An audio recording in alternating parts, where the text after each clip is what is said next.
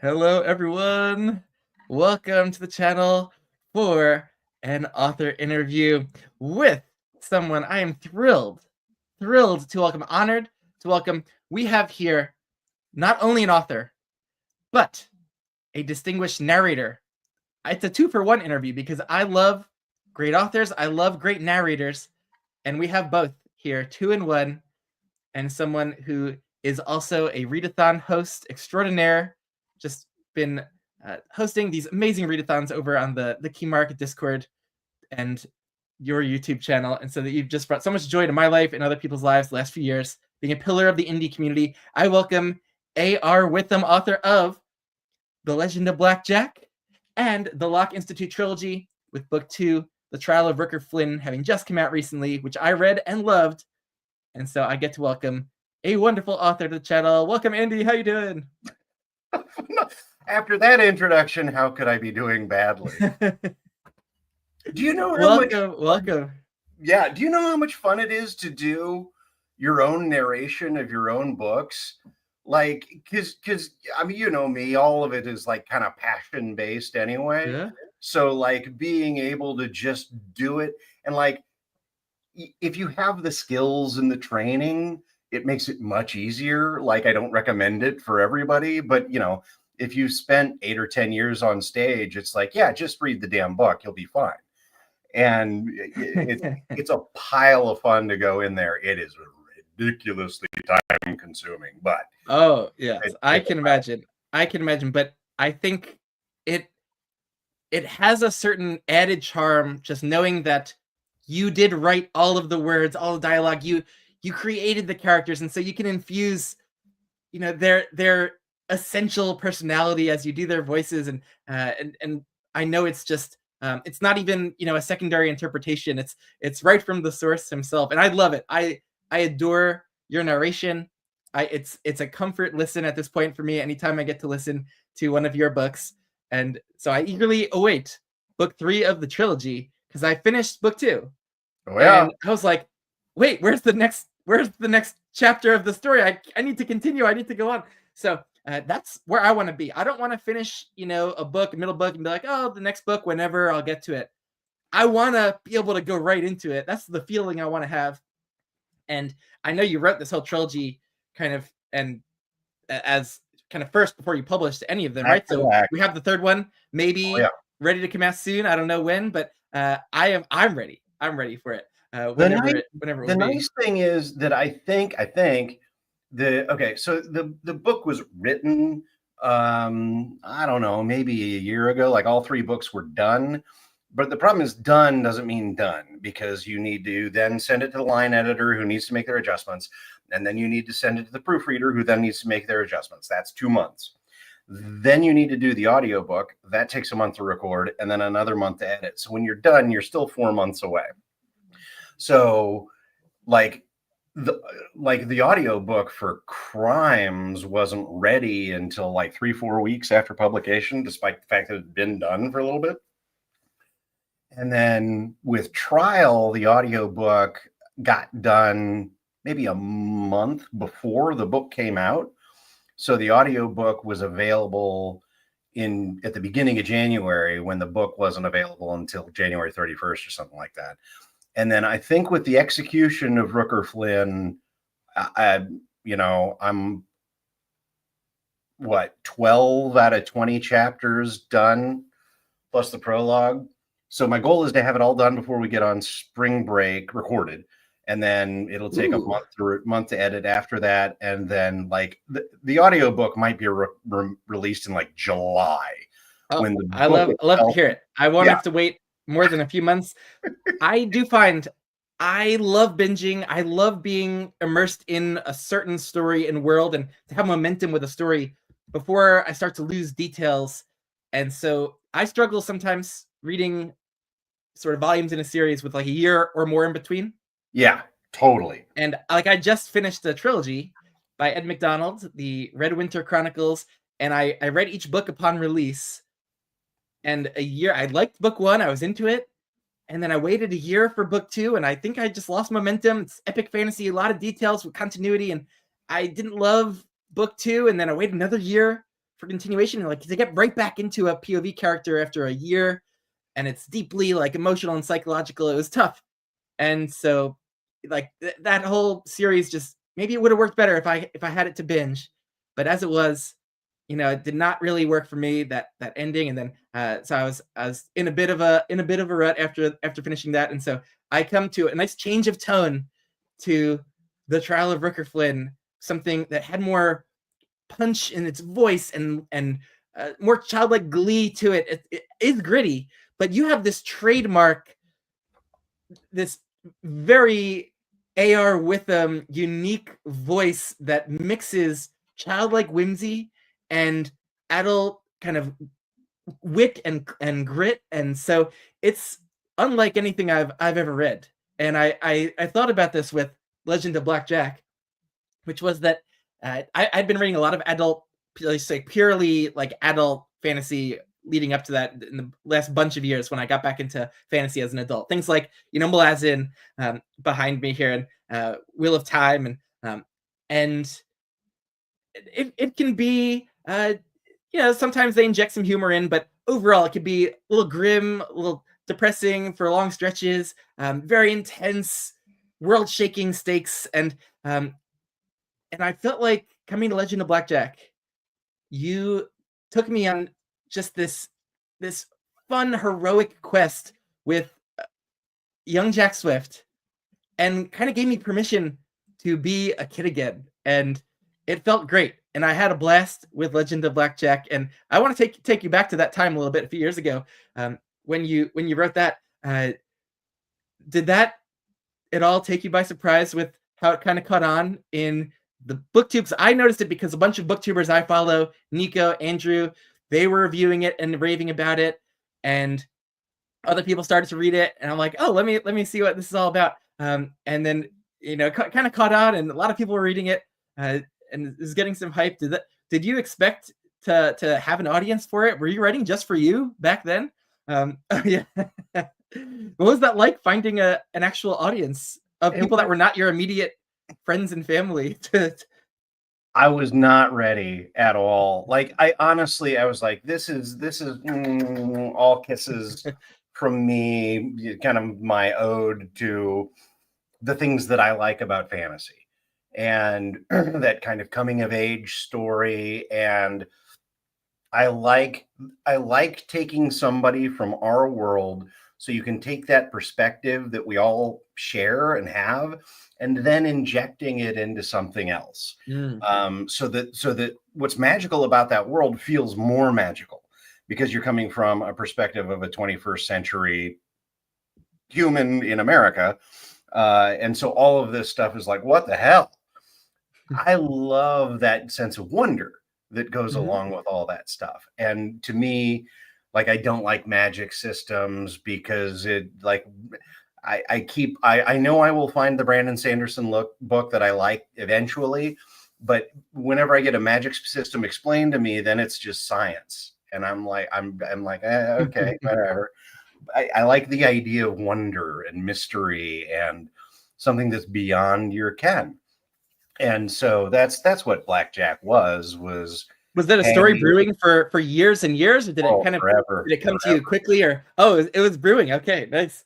And no, the when I was in college, and that was a long time ago, I wrote actually it was before that, but I wrote what is it? The scene where Memphis comes in and kidnaps Jack out of his bedroom in the tenement building, when I was still living in my parents' house. Wow. Right. And it was a short story. I was in high school. It was a short story that was published in high school. And but it was one of those things that just, I never really pursued it all that much. And I just let it bubble. And then one year I finally sat down and said, okay, I'm going to write this stupid thing.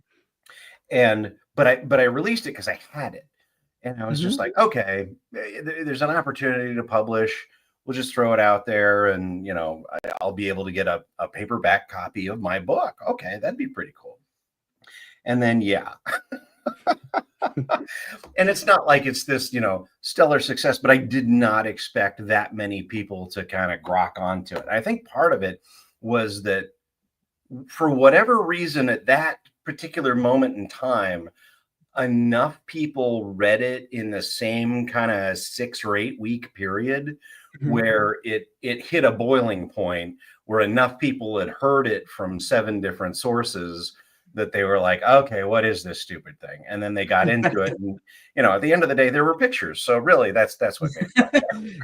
Yeah, the art within it actually was great. I love doing books in multiple formats because I prize immersion above all. So if I can have, the text, if there's art in it, great. I helps me visualize what's going on. And I love doing audiobooks too. And so I had, I think the ebook version, which did have the in-text art of Legend of Blackjack. Well, the ebook is great because it has the art in color. Oh, yeah. The print book has the art in black and white. It's still great, but the art in color has some extra kisses to it. So I got to follow along in the ebook while listening to your lively narration. And I have heard certain authors do their books where it was like, oh, I would have preferred maybe just like a professional narrator to be doing it, where it just wasn't working great for me. So I'm a little picky with my narrators. I listen to audiobooks all the time. And we have Zamar dropping in. Hello, sir. Yep. And so I am a little picky with my narration, and I absolutely love your narration. It just immediately takes me away to Keymark and placing me in these characters' POVs, whether it's Jack or Rooker, and the voices you do are fantastic. I think I guess that you had to have some experience acting to be able to be bringing this level of performance, or else it would just be uncanny talent for this. So have you acted before? Because I mean, I love your narration. You could be a star narrator as a side career, I think, if you wanted to. But have you been on the stage or been acting? Oh yeah. Lots and lots and lots. Because I feel like you bring that almost stage-like presence, that big emotion, the big vocals, the singing. Like, I love the songs in your books, and hearing you sing them is great. Oh, that's right. You got some of the good songs in Trial. There's even better songs in although you got the Billy Pilgrim House of New Orleans. Yeah. That was great. That was the one that is not me, because I can't play the banjo. And I got in touch with an artist and I said, would you be willing to play banjo for this? And he said, I'll do it if you let me sing the song. And I was like, dude, done. And I loved it because it just comes in out of nowhere. I loved it too. I like some added effects like that when it's really appropriate, and it helped immerse me more in that scene. So that was fantastic. I loved that. And so I know, like, you went out of your way to record Legend of Blackjack, right? Are you now recording at home in more like a home studio setup? Like, right. The story of the car dealership. You went to a car dealership's recording studio, and you could only record on Saturdays, right? Well, every Tuesday for 7 months. Oh, Tuesday. Oh, wow. Even worse. Yeah. Well, and you would drive an hour down, you would record for 90 minutes, and then you would drive for an hour back up. And so it was 3.5 hours every Tuesday night where I just abandoned my family. Wow. That's incredible dedication. Like that's a great origin story, honestly, for an author narrator. Just the passion that goes into that, because you don't know that anyone's actually gonna be listening to that or interested in that at that point. That's the beautiful thing of doing it for the first time, is you don't know what you don't know. So you think, oh, well, there's lots of people that only read audiobooks. Okay, I should have an audiobook. Okay, how do I make an audiobook? And then the real reason I do it myself is because I'm Scottish, which means I'm cheap. And getting an audiobook produced is like $4,000 plus. But you can save money and also have a great audiobook. Like, we're not missing out on you paying some other narrator, because it's that great. And yeah, Zamar's not joking around here. He knows I'm very picky about my narrators. I've listened to thousands and thousands of hours of just fantasy audiobooks, honestly, and some great narrators, and so just very very picky, and you are a joy to listen to. It's so easy and fun, and so and your books are well suited for the audio format. So yeah, I love it. Dude, I think it helps a lot when you've got the passion for the material. So if Mhm. you wrote the book and you don't have passion for it, you're in real trouble to begin with. But if that passion already exists, and if you've been trained enough to be able to pull off a couple of skills to do it yourself, I think you're right. I think the reader benefits from that horse's mouth aspect to it. And there's Yeah, yeah. also kind of a come around the campfire and let me tell you a story kind of feel to it that I think works pretty well when the author does it. What was it, Buellman? Like Buellman did a fantastic job of narrating. He's the only author I've ever heard that did his own work and that wasn't incredibly painful to listen to. And again, I thought Buellman was Irish when I Yeah. listened to the audiobook, and he's just some dude from Florida. Wow. I mean, I haven't done any of his books yet, but I'll definitely be interested to see how he does with his own narration. Black And Tongue Thief is amazing because the entire time you think this guy is Irish, and then you read the bio, and he's just a dude from Florida who figured out how to do an Irish accent because that's how he wanted his guy to sound. Like, that's dedication.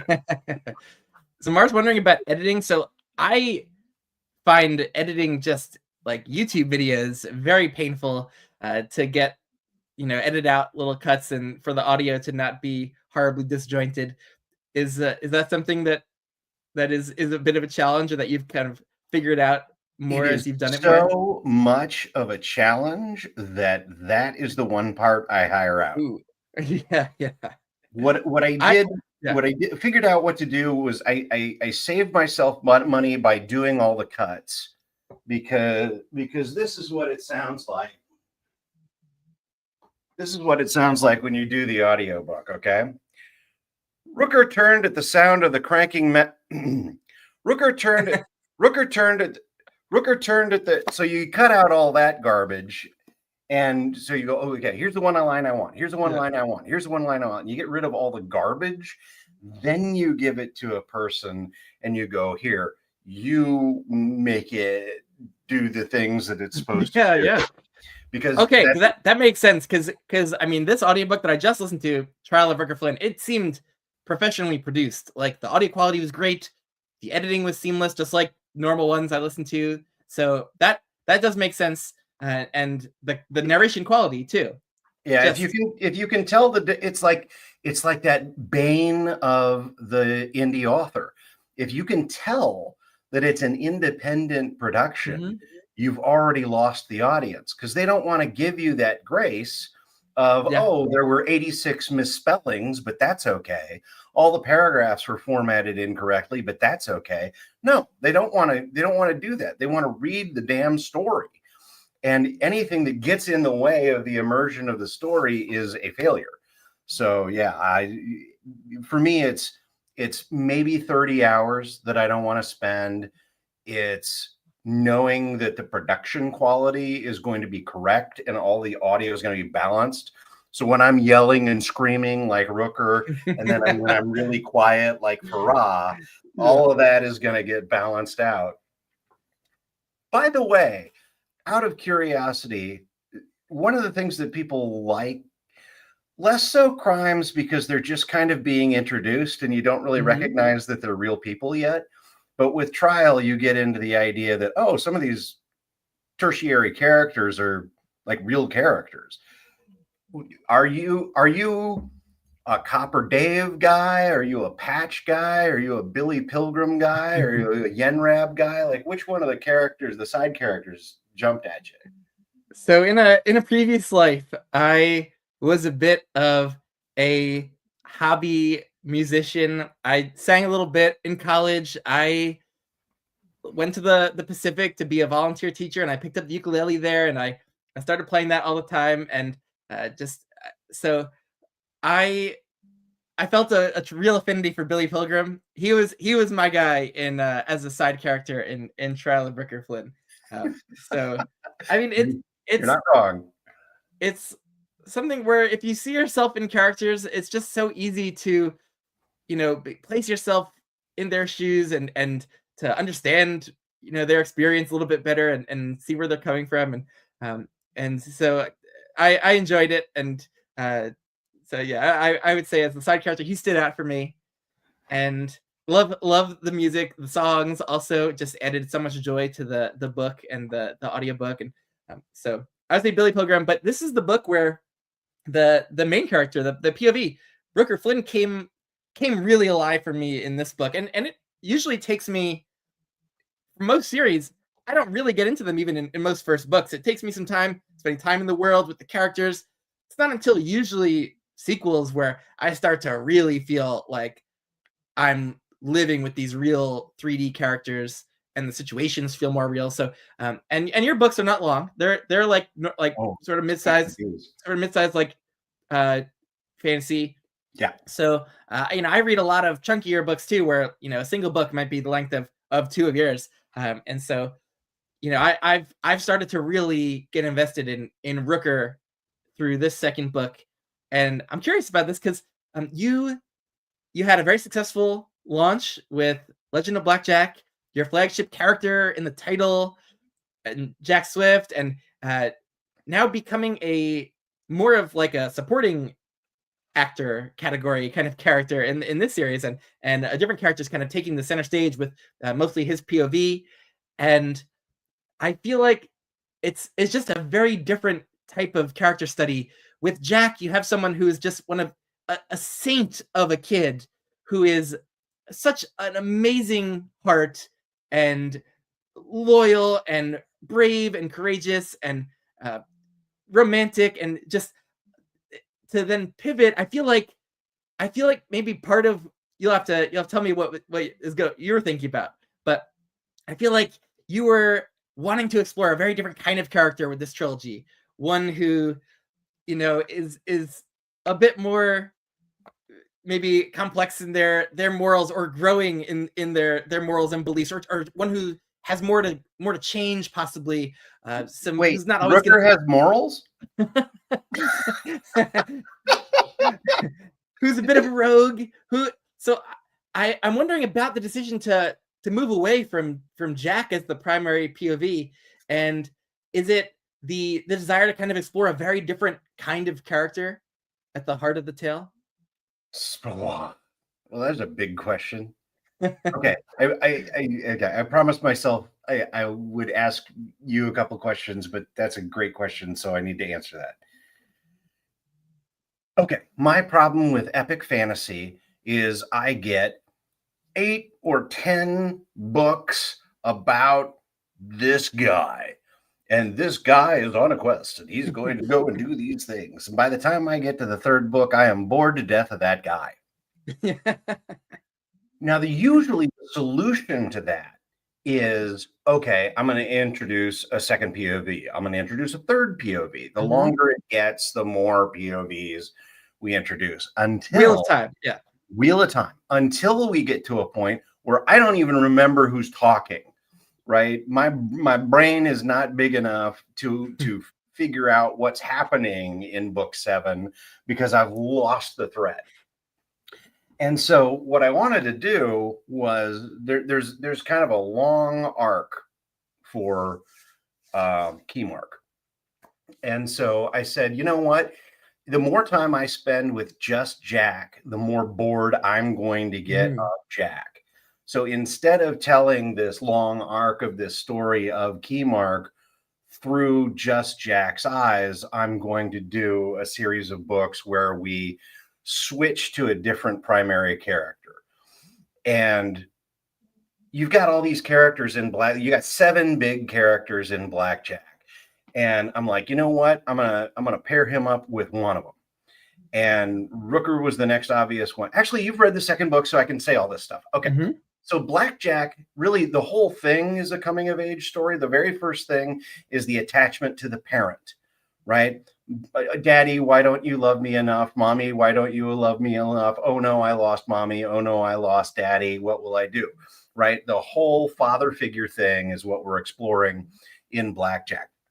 In the next phase of your life where your parents stop being important is when you are in that late middle school, early high school phase where your friends become more important.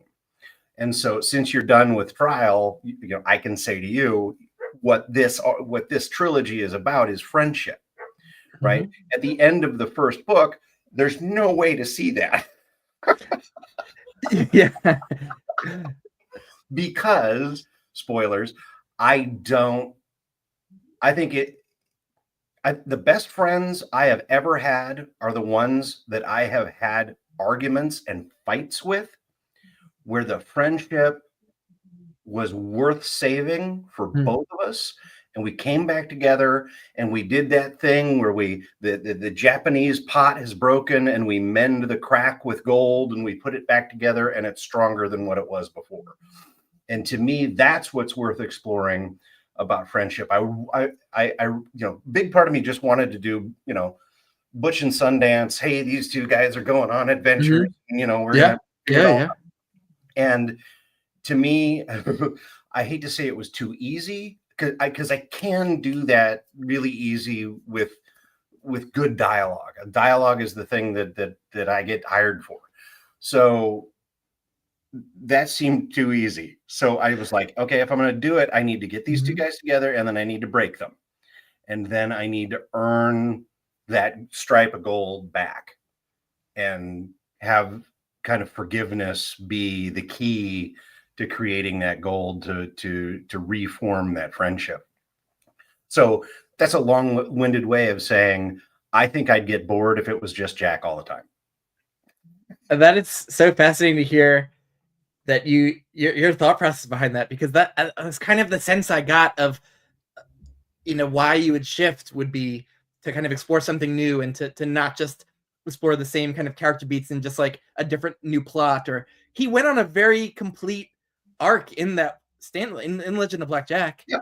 And so now finding himself in a completely new situation with figuring out something different with someone he would like to be a close friend. And then it's one of the great surprises of the series is how complex it is, that it's not just the buddy comedy adventure, right? But it is this really deep character study, and that it kind of can hit you out of the blue if you're coming in from Legend of Blackjack. Dude, everybody. It's a different vibe. It's a different type of POV character. And I mean, I think it's pretty awesome how you were able to shift into a completely different voice, because Rooker does not feel like Jack. Like the POV does not feel anything close to the same. No. And so I love how much voice there is in your books, that it feels like A.R. Witham's voice, but the characters are very distinctive. And so I think you nailed this really interesting friendship dynamic. And I can really relate to what you're saying about these different phases of life, and this phase where kind of relating to your peers is the be all and end all. And like this is what you need. Yeah. Your parents go down a notch and your friends become the thing that is most important to you. I mean, for years. And figuring out how that transition works really doesn't go bad. My son just went through it last year. He had these 4 guys that he was best friends with, and then he blew it, right? It was his fault. He blew it. And some of those people he was able to repair the friendship with, and some of them he wasn't. But he learned what to do and what not to do if you want to keep a friendship. And I think that's an important thing to do.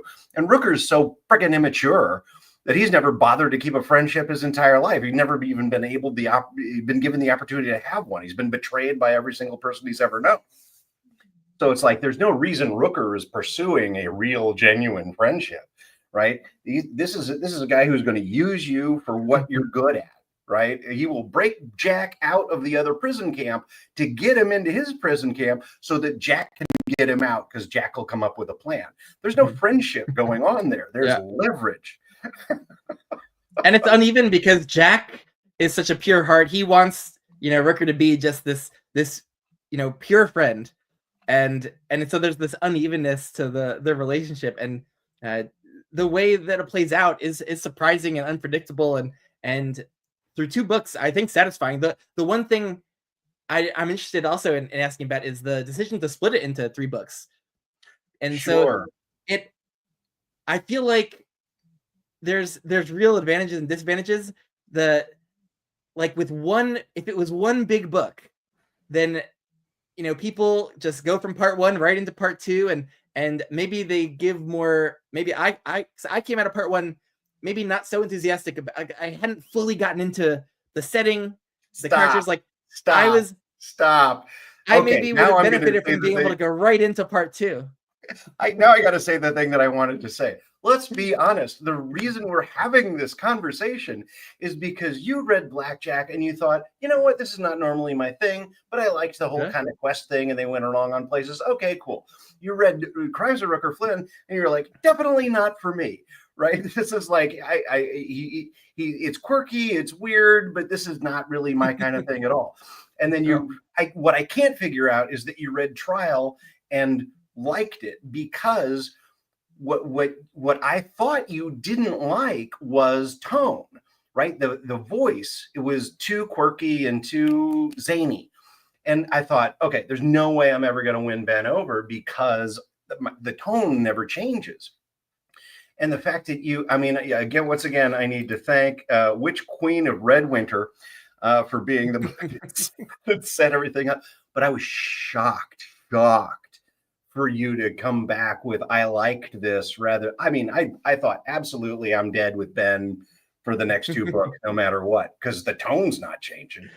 So I was shocked that happened. Sorry, that's the thing that I want. No, I think it is such a strong tone, and the voice is so present that maybe some of it is you need to be in the mood, it needs to come at the right time, based on what recent books I've been reading, what I'm in the mood for right now. Like I've usually read your books during your readathons, and so Right.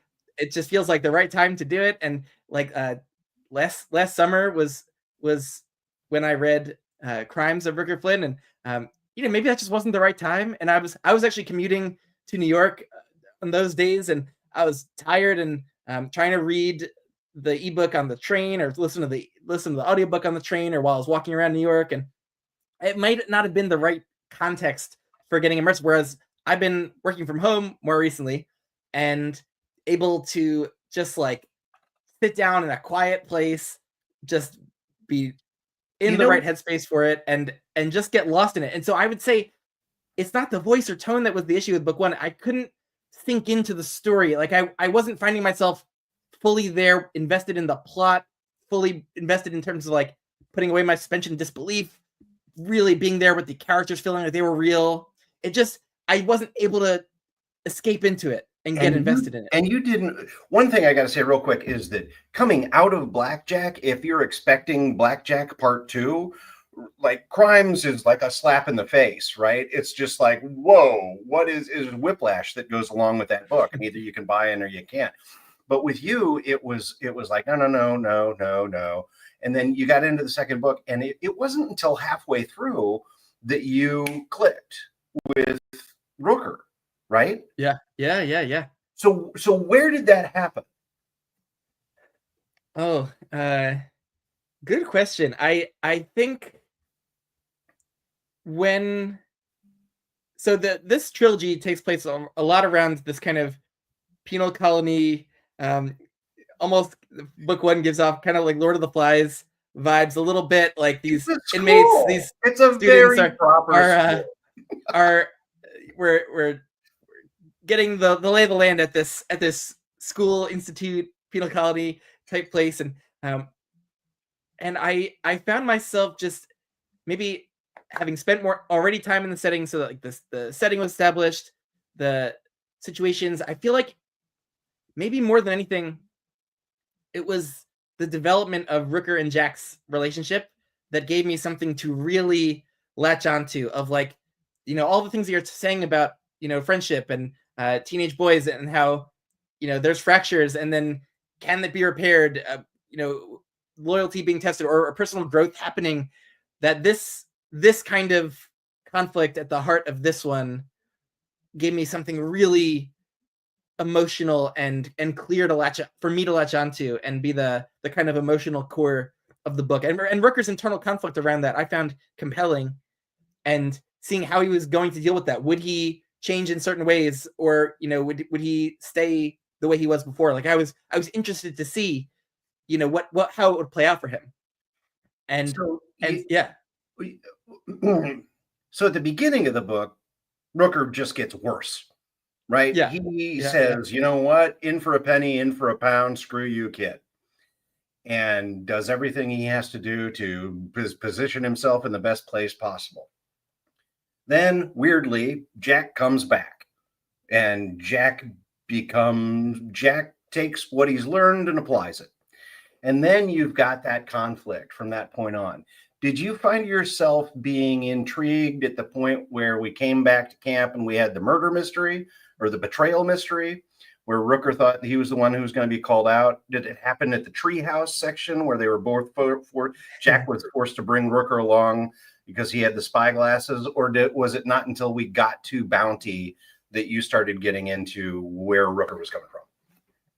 No, I think it was pretty just gradual of an increase from, like once Jack kind of at a certain point kind of hardens his heart, and then like there's this kind of separation of their friendship of Rooker and Jack, and I felt like I really understood the dynamics at this point, and Rooker's internal conflicts were interesting, and seeing how Jack was going to relate to him was interesting. So it was just gradually building.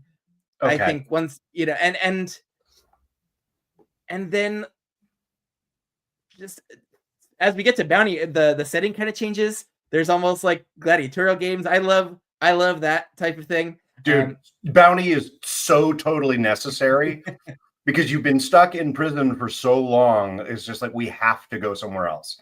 And I think that also helped because I just never, I think, just fell full blown in love with the Locke Institute setting for the story. And so when we shift away, I think that's where I also just really like reconnected with everything and got more invested. And I also got a chance to just like sink in for a long period of time in the second half. Like I was putting in longer reading sessions and listening sessions. Yeah. And so just spending more time with it, getting that momentum with the characters and story is so important. And it was a sprint to the finish that was a very tense, climactic sequence, and ended on a cliffhanger. And I just found myself at the end like, whoa, I really want to see what happens next. I care. And there were some really cool emotional beats that happened towards the end that totally hit with me. And so I don't know that I could pinpoint like the moment where I was fully back in. I was wanting to give it a chance. I know I didn't love book one, but I came in just with an open mind to book two, knowing that, at least I'd be listening to your pleasant, lively, fun narration. And it's then a tradition. I have to. Yeah, it's the tradition. And then as I'm just listening, I just found myself like getting more and more invested in it in a way I hadn't been in book one. And so it wasn't maybe a particular scene. It was just this growing attachment to Rooker's POV and the internal conflict and the setting. And so it often just does take time for me to get into series and books, especially in secondary worlds.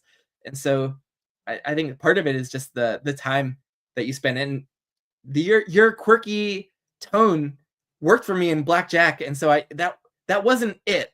That was getting in the way, I think, of book one. I think if I had book two to go into right after book one, or just seeing it as like, the first act of the larger story, it might have felt like, this is all set up and then I'm getting into the next part. So I guess I'm coming back to the question of, did you conceive of this as three very separate books, or kind of one large story that you just then kind of broke up? How smart are you? How did you manage to just do that and remember your question from 7 minutes ago? That was impressive. Damn, Shaniqua. So I started writing. Okay. So Blackjack, people liked it. And then Andrew Wizardly Reads was like punching me in the face and saying, write another book. And I was like, dude. And I was like, oh, okay.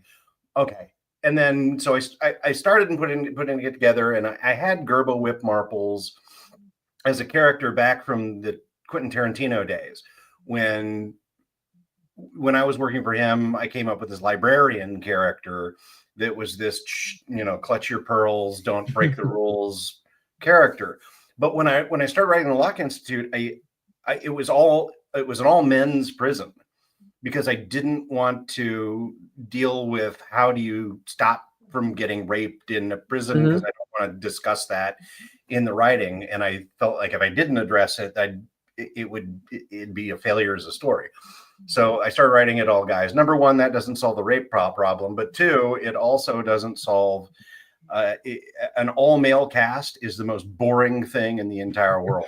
It's like, okay, forget it. I need women in this prison camp. Well, what if a woman is running the prison camp instead of this guy that I had at the time? And then I was like, well, what if I put my librarian character in charge of the prison? And boom, the moment Gerba came in, it was like, oh, this is great, because I've got irony. I got irony dripping out of my eyeballs. Cool. Every scene with her is going to be weirdly funny and terrible. So I put that together, and then it was the introduction where it was like, okay, Rooker is captured. Okay, Jack is captured. Okay, they find each other. Okay, we introduce Gerba. Okay, we go with her interest in Nepenthe and the Tashina artifacts. Okay, we introduce the prison camps. Okay, we introduce the spiders.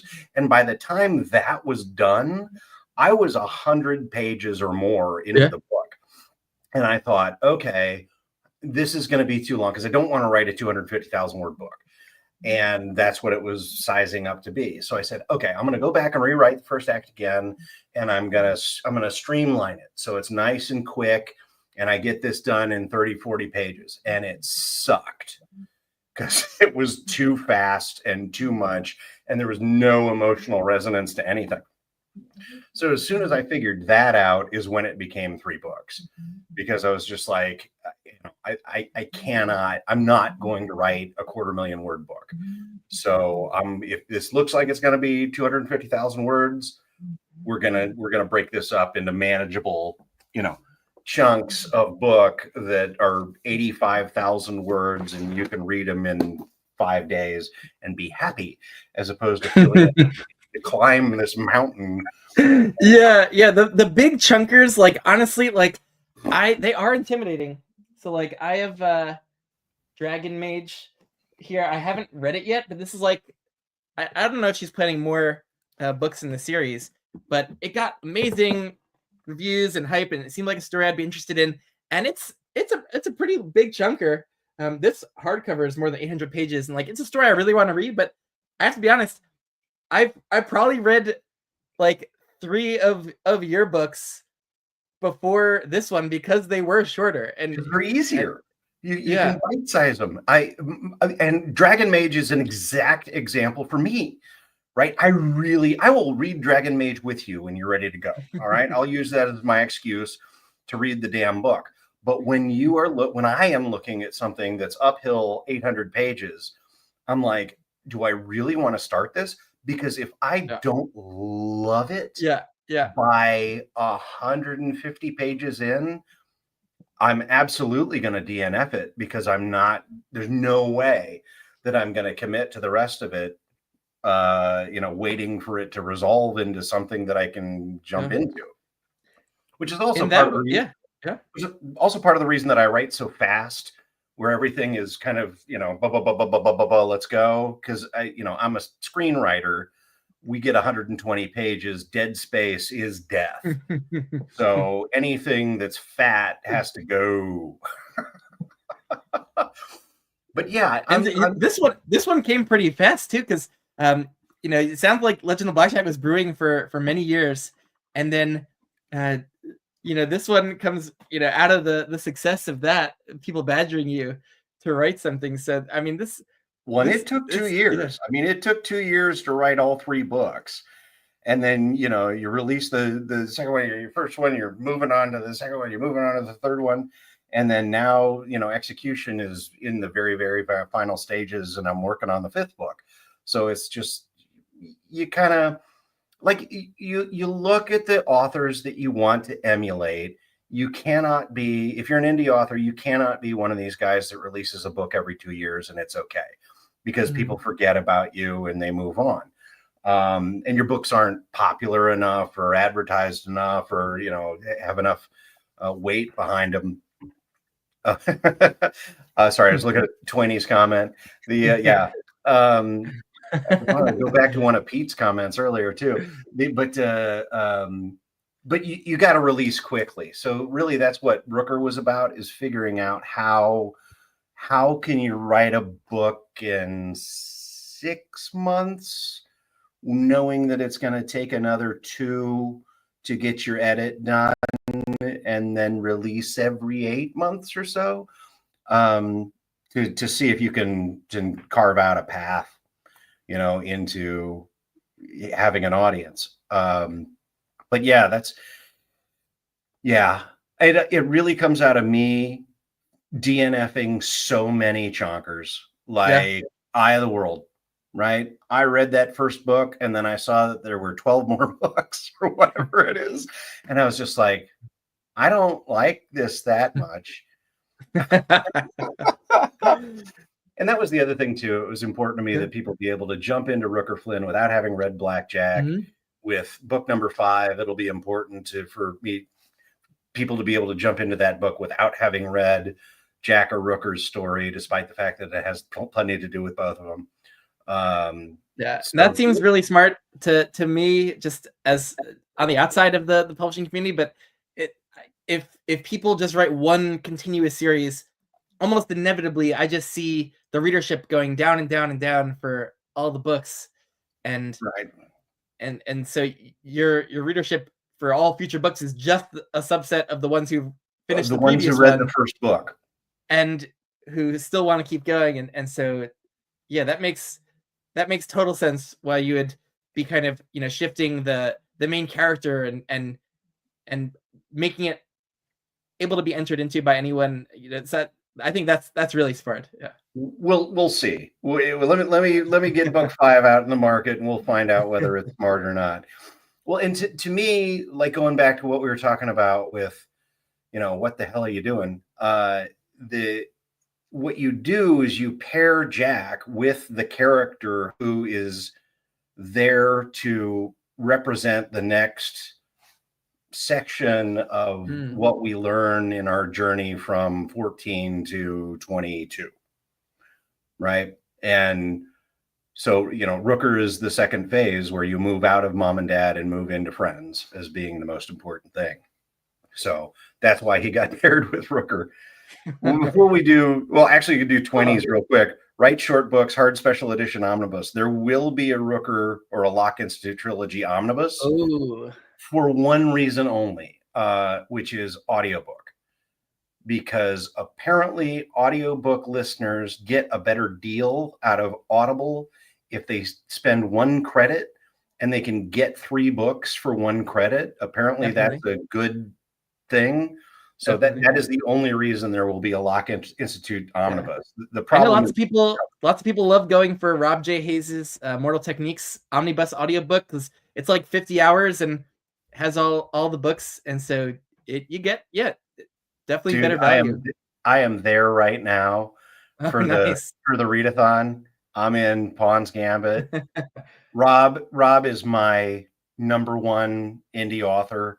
I've read 4 of his books, and I have loved or very much liked all 4 of them.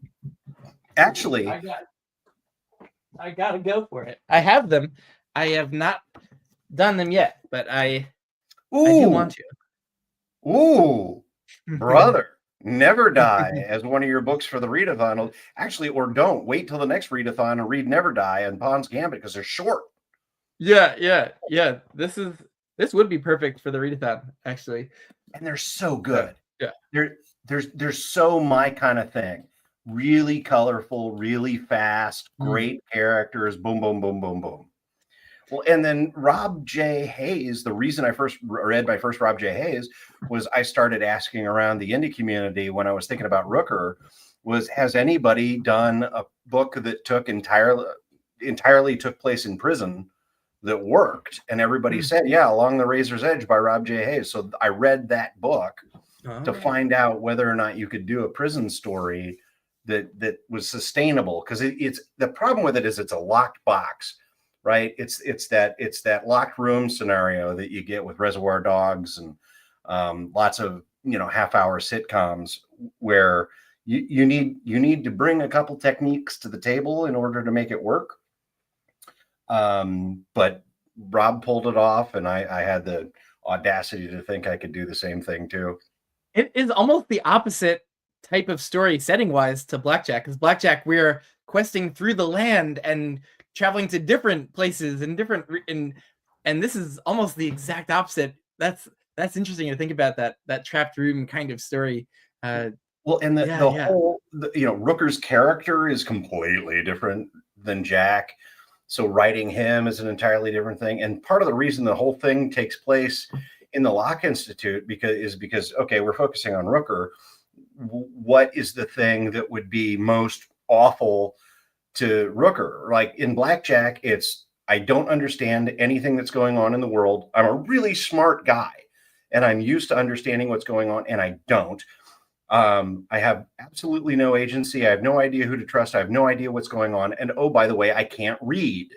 This is a problem for him throughout the book. Medicine doesn't exist. Good luck doing anything that you think you're good at. And so with this one, it was the same thing with Rooker.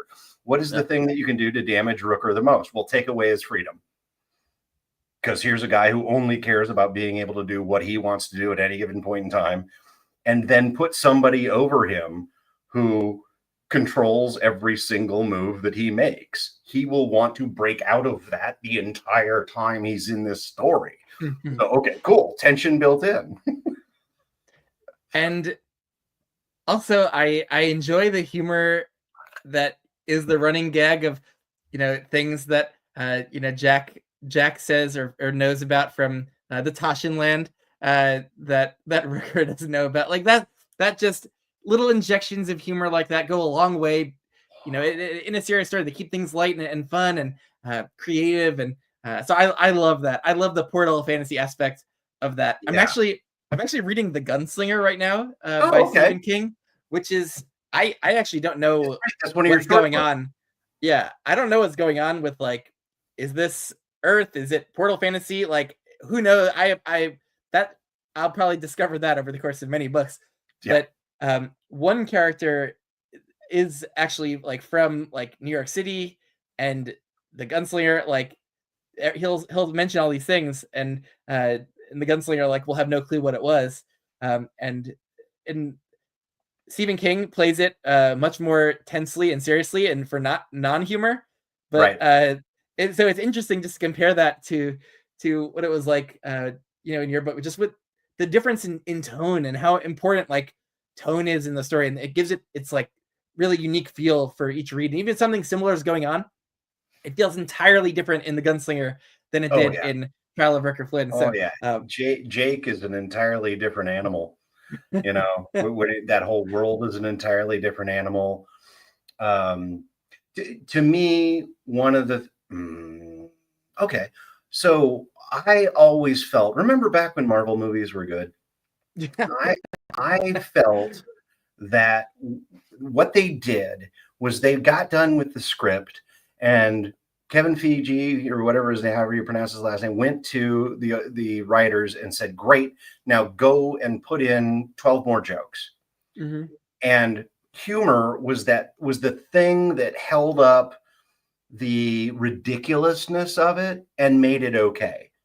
Right. The whole over the top aspect of it, kind of like with what you do with fantasy, right? You got all this crazy stuff going on, being able to pull a light moment every once in a while. I mean, can you imagine doing the Locke Institute and not doing any jokes? You would just be so depressed by halfway through and throw the book in the bathtub. Yeah. It's the same thing with Dungeon Crawler Carl. Have you started that? Yeah, have you been doing that yet? No, I read it. I read it on audiobook, which is rare for me. And that audiobook is the best audiobook ever produced as far Yeah. as my money Yeah. goes. Yeah, it's incredible. But the injection of humor into very intense survival stakes kind of drama, I think just he hits out of the park with balancing those elements. And if you lean too far into the humor, like it goes more absurdist, like a Hitchhiker's Guide to the Galaxy, which Right. that could become the dominant tone, and then there's just maybe less emotional stakes involved. And that's an issue I've had with a lot of the Marvel movies, is not much actual emotional investment in what's going on, just being more maybe purely entertained. Yeah. Whereas I think in your books, you find that balance, the DCC balance of it being fun in moments to balance out the tension and drama and real stakes that you can get legitimately emotionally invested in. If only DC could find a joke every once in a while. Oh man, so It's like one of the reasons Wonder Woman worked so well, right? You had those kind of man-mocking jokes from her every once in a while that would put Steve in his place that were hilarious. And yeah, they worked, and they gave you what a joke does is just give you a puff of fresh air, mhm. right? It's just, the window opened. And you give me a good joke, and I'm good for another 2 chapters, 3 chapters, right? You Yeah, you yeah. wanna you wanna make me do just plot for a while? Oh, okay. Give me a joke, and I'll come with you for another couple chapters. No, you're right. I once saw the I think the DC movie was Superman versus Batman, right? That was like a DC movie. I don't know too much about DC, but I saw that on a plane.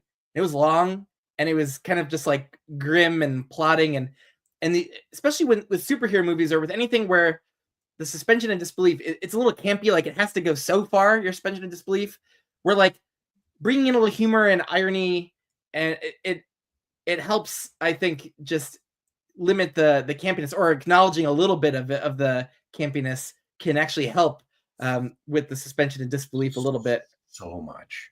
Yeah. And the other thing too is that just in looking at it, that it the humorless trek into what is supposed to be an adventure Mm. is not fun. If you go on an adventure with your friends, most of it is just you cracking stupid jokes and blowing milk out your nose, Yeah, yeah, yeah. right? That's what's fun Yeah, about it. And to me, yeah, entertainment is job one, right? Once you have entertainment handled, then you can dig into the introspective moments, because people will care enough to go down here with you and come back up knowing that the entertainment is going to continue, and you can kind of sneak in your character beats, and then every once in a while you earn a chapter of character beats, like yeah. when we go to Bounty, right? That Añejo chapter, right, is Toast. is the actually, I will do a toast since we're talking about the Añejo chapter, but that chapter number one is the foundation of the entire trilogy, right? It's just two guys sitting around a campfire trying to come to terms with each other, and managing it. And one of them wants it one way, and one of them wants it the other way, and they are not seeing eye to eye. And that moment around the campfire, that whole friggin' chapter is just two guys sitting around the campfire, and there's no action going on. Yeah. There's no threat, there's no anything. It's just their relationship is at stake. So Now that you're describing that scene, I think that's probably the turning point for my investment. I yeah, think Añejo was where I just fully dropped in with these characters and was living with them and feeling everything they were feeling, and so I think that was what got me fully invested. Cheers to Añejo and to Jack and Rooker and their complicated friendship. and to what Añejo can do for a friendship. But that was probably the turning point moment for me, and I really I think I'm coming to more appreciate authors being very intentional with those internal and emotional character beats. I've read a few books recently, Witch Queen of Redwinter being one of them, where it's this first person POV where it's just so much introspection of the psychological state of that character and the emotions. And we got it a lot in Wind and Truth as well, which I recently read.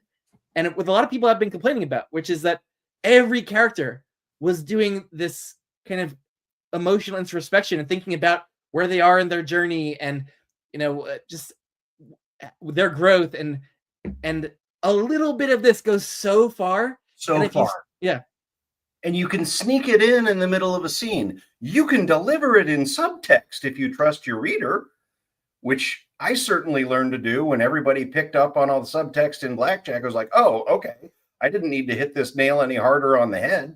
It's in. You're good. And I think trusting the subtext is a very difficult thing to learn how to write. And so, when you get to the point where you can do it and you trust your reader that they're gonna get what you're telling them without you telling them, it helps a lot for the story. And we call that navel gazing. That's what writers call navel gazing, and it's what every college student does. Is they will write a story and it will be all about this person's feelings and where they are with their feelings and how they feel about their feelings and how you feel how they feel about their feelings. Yeah. And you just staring into your navel looking for lint, and it's like, can we do something? Because I'm interested in your character, but at the same time I'm more interested in me. Can you entertain me? And you could what you say about trusting the reader is so true, because you can get across a lot of those internal navel gazing kind of emotions and thoughts through subtext, through implying things, through dialogue, and even just having a character writing, what they're seeing and hearing, and like not necessarily the navel gazing thoughts, but just giving the pure description of like what they're seeing and hearing. And you could slip little things in here and there through that. It doesn't have to be the like paragraph where I'm like writing a journal inside my head. I'm like, it's time for my internal journal entry, where I don't know, maybe some people do that on a regular basis, but I don't really do that. So when I see that in books, it takes me out of it usually, because it doesn't feel very organic. And if I see it a lot, like maybe sometimes I do that, but if I start to see that happening a lot in the same book with the same characters or multiple characters, like it starts emotion to really kick me out. Yeah. Right. That's what a lot of people are complaining about Wind and Truth. Like people who have loved these giant Stormlight books, but it started to just get too much of the repetitive navel gazing, and it kicked so many people out. I think that's why it had this really big backlash. More than anything, I think that's why people have had this kind of negative feeling about Wind and Truth. And I've been seeing it in a bunch of reads myself over the last few years, and I'm now more and more appreciating authors who do more of that through subtext and through description and dialogue. And the problem is that Brandon Sanderson, and again, I'm still looking for the Brandon Sanderson book I like, and I know I will find it, but Brandon Sanderson is one of the guys who preaches against navel gazing constantly. He's like, this is cheap theater. This is college level writing. You need to get out of this and leave it behind. Now learning to write subtext is super hard, right? Because what you do in the first draft is kind of say what you mean, and then you got to run over it with a bulldozer and bury it under the asphalt so that it's there because you're walking on it. But it makes up the terrain, but it doesn't make up the dialogue. And that's actually what Sanderson, in a Reddit post responding to some of these criticisms, he said that he thinks that he didn't do a good enough job editing Wind and Truth of paving over that stuff that he initially put down. He's like, usually, I write a lot of that stuff to get it out on the page, and then I go back and I trim it and I take it out. And he acknowledged that he just did not do as much of that this time. I think he was in a big rush. I think the book is so huge, he just didn't have the bandwidth to do the full editing process that maybe he pushed himself to do in previous books. You can't shoot yourself in the foot on your magnum opus. That delay the book a year. You Yeah, have a and gigantic team to help you who have definitely pointed this out to you. You delay the book a year. I'm with you. I went to the Dragonstone convention actually because I've been a big fan of the series and wanted to go to a book convention and meet some friends and had a great time. If we didn't have the actual book release there, I would have been fine. Like the convention meeting so many authors. I got to meet Robin Hobb, Christopher Rocchio, Matt Dinneman, go to some fun panels, meet friends in the fantasy book community. Like we didn't need to have the actual book release happen then.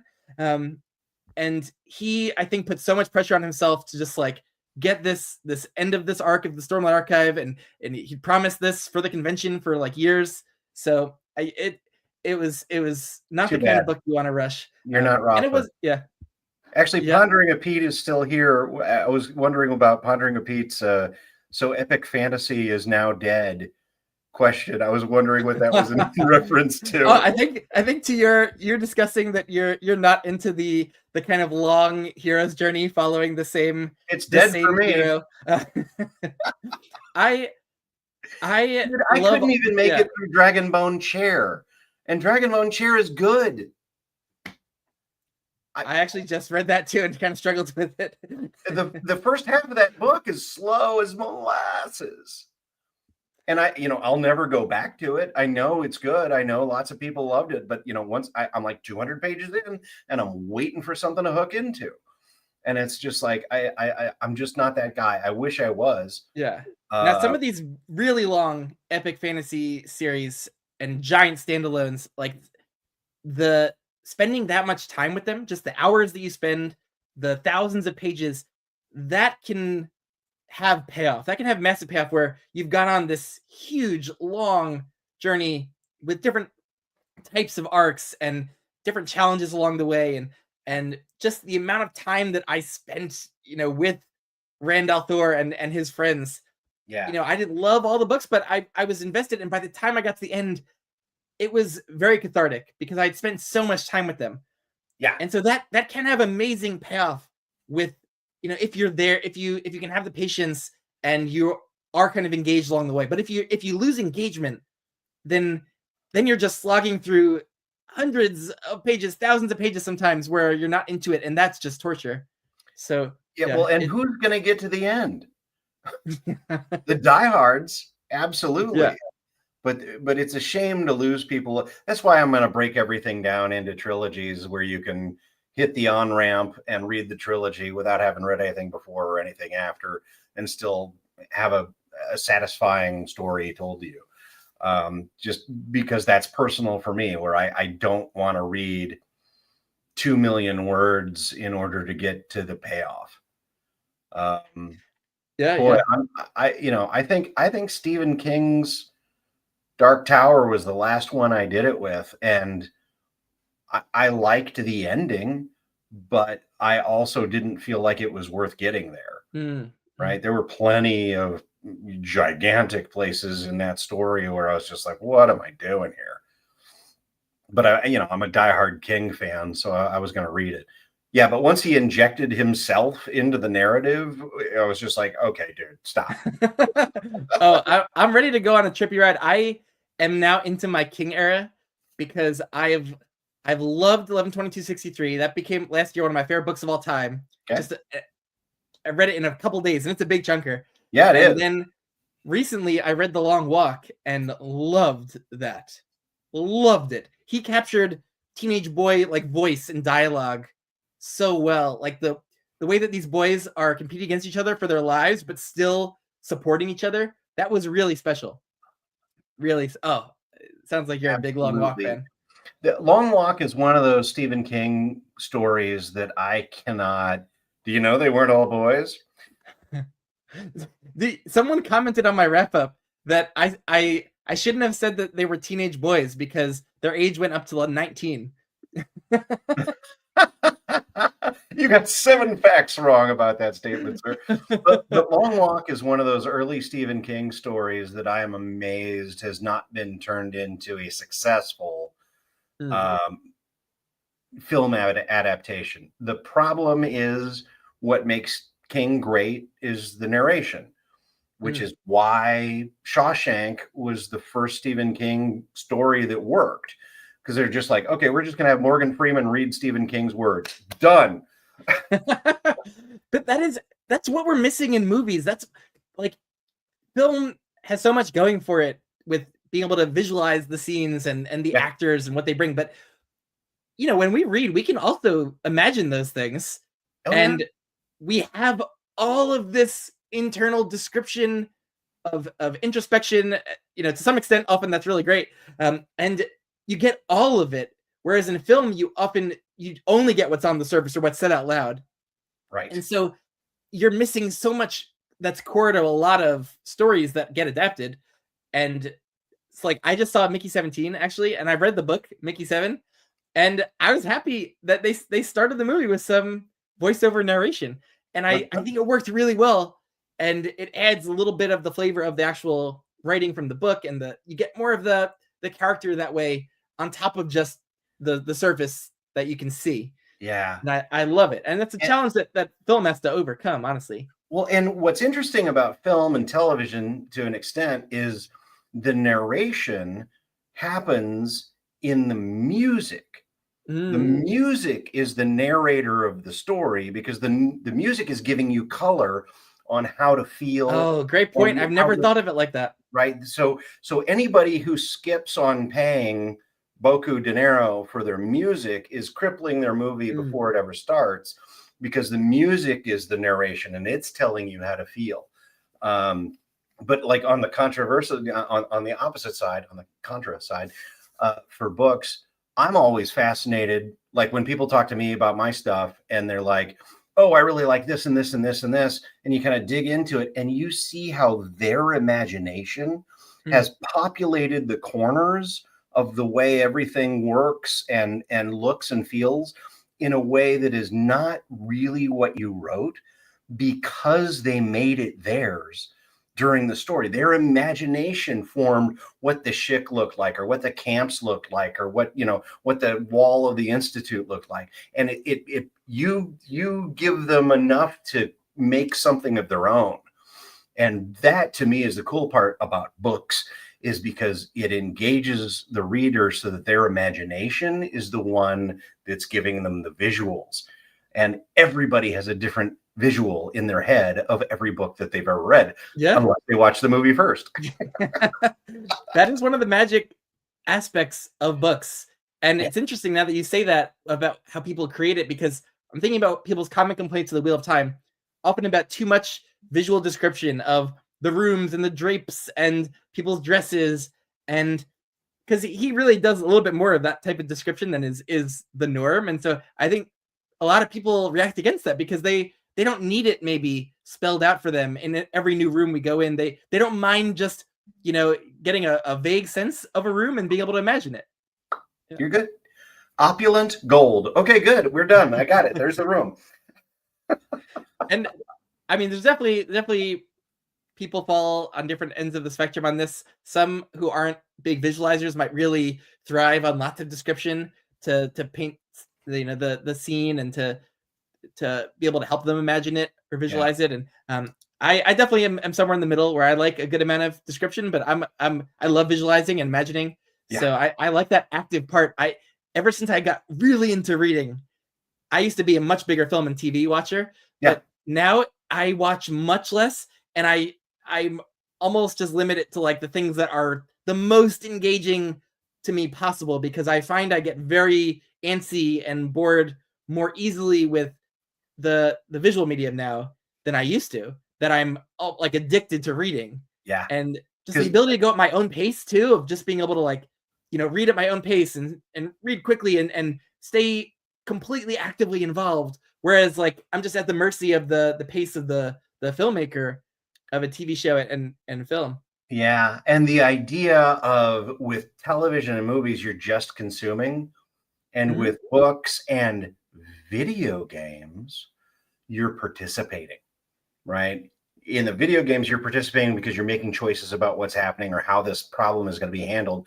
And in books, you're participating because your mind is filling in every single gap, right? How he moves when he says this line, what her reaction looks like when she says, right? All that stuff, that's all you.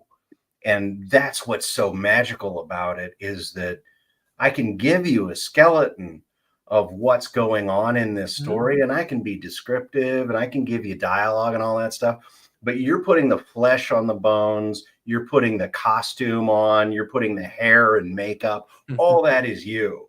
And you're creating that person out of kind of that foundation that I give you. And to me, that's the best, because your imagination is always going to be the best thing for you. That's how the story becomes the best possible version, because it's unique to you. And I'm wondering now, do you find it more fulfilling to write for the reading audience than the film audience? Or Well, I guess when you're a scriptwriter, your audience is a little different. It's also the actors and director, and the big difference between film and movies is that film / TV, but film, and novels, is that with film, there are 120 people putting their thumb in the soup to give it their own color, and the costume designer and the director and the editor and the musician and the artist. And then with a novel, it's you, right? It's just you and your voice. And to me, it's very appealing to do novel, because what the story you intend to tell is the story that the reader's going to get. And like, as I've written more than a dozen movies. I've seen 2 of them translated on screen, and lots of them changed and adapted. But what you wrote is never what makes it onto screen, right? A version of what you wrote is what makes it onto screen, but it's not the thing that you wrote. And so script writing, like Hollywood script writing, feels like a little bit more. It is just collaborative, but possibly even just a little bit more like mercenary. Like they hire you, they want to take what you wrote and then just like, use it to their ends, and they'll change it. And just, I imagine there might be more kind of peer situations where you're working in the more like indie film space, where the decisions are like all artistic and but to an extent, but bare minimum, you've got a writer, a director, a producer, and an editor who are all have an equal say in what's going on. Now, the producer is the one who's going to make a decision about who's right and who's wrong and who's in and who's out. But those 4 people minimum are going to have a major say in what that story is. And with your book, it's exactly your vision that gets translated to us, the reader. And it is a kind of magical relationship of communication across time and space. And your words can reach people, many years from now, and your voice can reach people many, hundreds of years if those audiobook files still exist. Right. And so there's a kind of magic that you can communicate a story to someone across time and space, and that's really cool. That's really special. Well, and Stephen King says that writing is a psychic link between the writer and the reader. And I feel like that's the closest thing I've ever heard to true about what that form of storytelling is. Because, it's like I say at the end of Blackjack, like, if you read this story, you can call me Andy, because we know each other, or at least you know me. Because here is my blood. Enjoy. Right? Does that make it at all awkward if people close to you are reading it, or like, are you wanting them to read it? Like, it is a story about coming of age kind of character. Do you want your son to be? Are you encouraging him to read it? Has he read it? I'm kind of just. Is it something you're waiting for a certain age? I got really lucky in that what you're really worried about with your friends and family is how much they're going to hate it, because they know you and they're in your life. And, you can tell when you have that awkward conversation about, oh yeah, I read your book. It's like, okay, we're going to move away from this conversation real quick, because I don't want you to feel more uncomfortable than you are right now. But 2, the thing that sucks about it is I hate wasting people's time with something that they don't feel is worthwhile, whether that's a conversation or a book or anything. So I hate wasting people's time. So that's the thing that I hate most is, I really wish I would have not given it to you, or you would have thrown it out after chapter 2. But with my son, I mean, he's 13. He read Blackjack on audiobook last year, and he listened to it like 3 times because he thinks it's the best story ever told. Oh my And God, that's amazing. right, well, no, I got you one better. He read Crimes of Rooker Flynn, and he came downstairs. He was like, "Dad, it's a little dark." I was like, "You're right. You're right. It is." And then, like a month ago, he got done with Trial, and he came downstairs and he stood in that doorway Yeah. right there while I'm sitting in my writing chair working on book 5. He's like, "Dad, it's the best story I ever read." And I'm like, "I love you."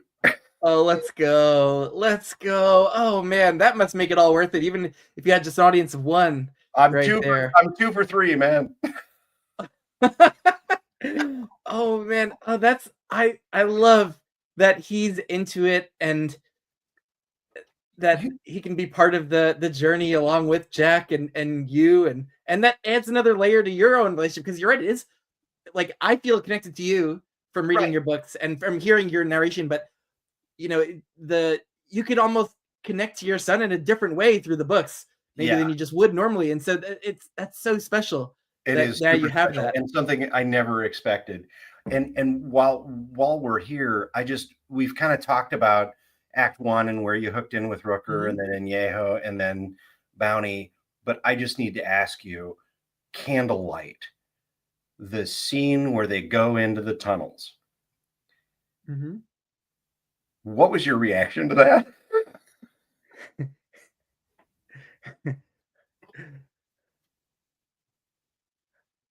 Wait, so this is towards the end, you mean, where Oh they're yeah, in the tunnels? yeah. And And uh Patch, should we say what was happening? A birth, a we scene? can flag spoilers at this point. Yeah. All Uh right, stop, everyone, at this point. If you haven't read the book, you can't go past this point so because they're major spoilers spoilers. for towards the Thank you, end Pete. of spoilers for the end of Trial of Rooker Flynn. Oh, let me just put a banner up. I can do that, I You can do think. that? Let's see. Spoilers. Let me create a banner. Spoilers for Trial of Rooker Flynn. Boom. Boom. Perfect. Thank you. Awesome. Nice. Okay, now we can talk plainly. What was your reaction to that chapter? Because I have feelings. So the whole ending sequence was really working for me. I was just in it.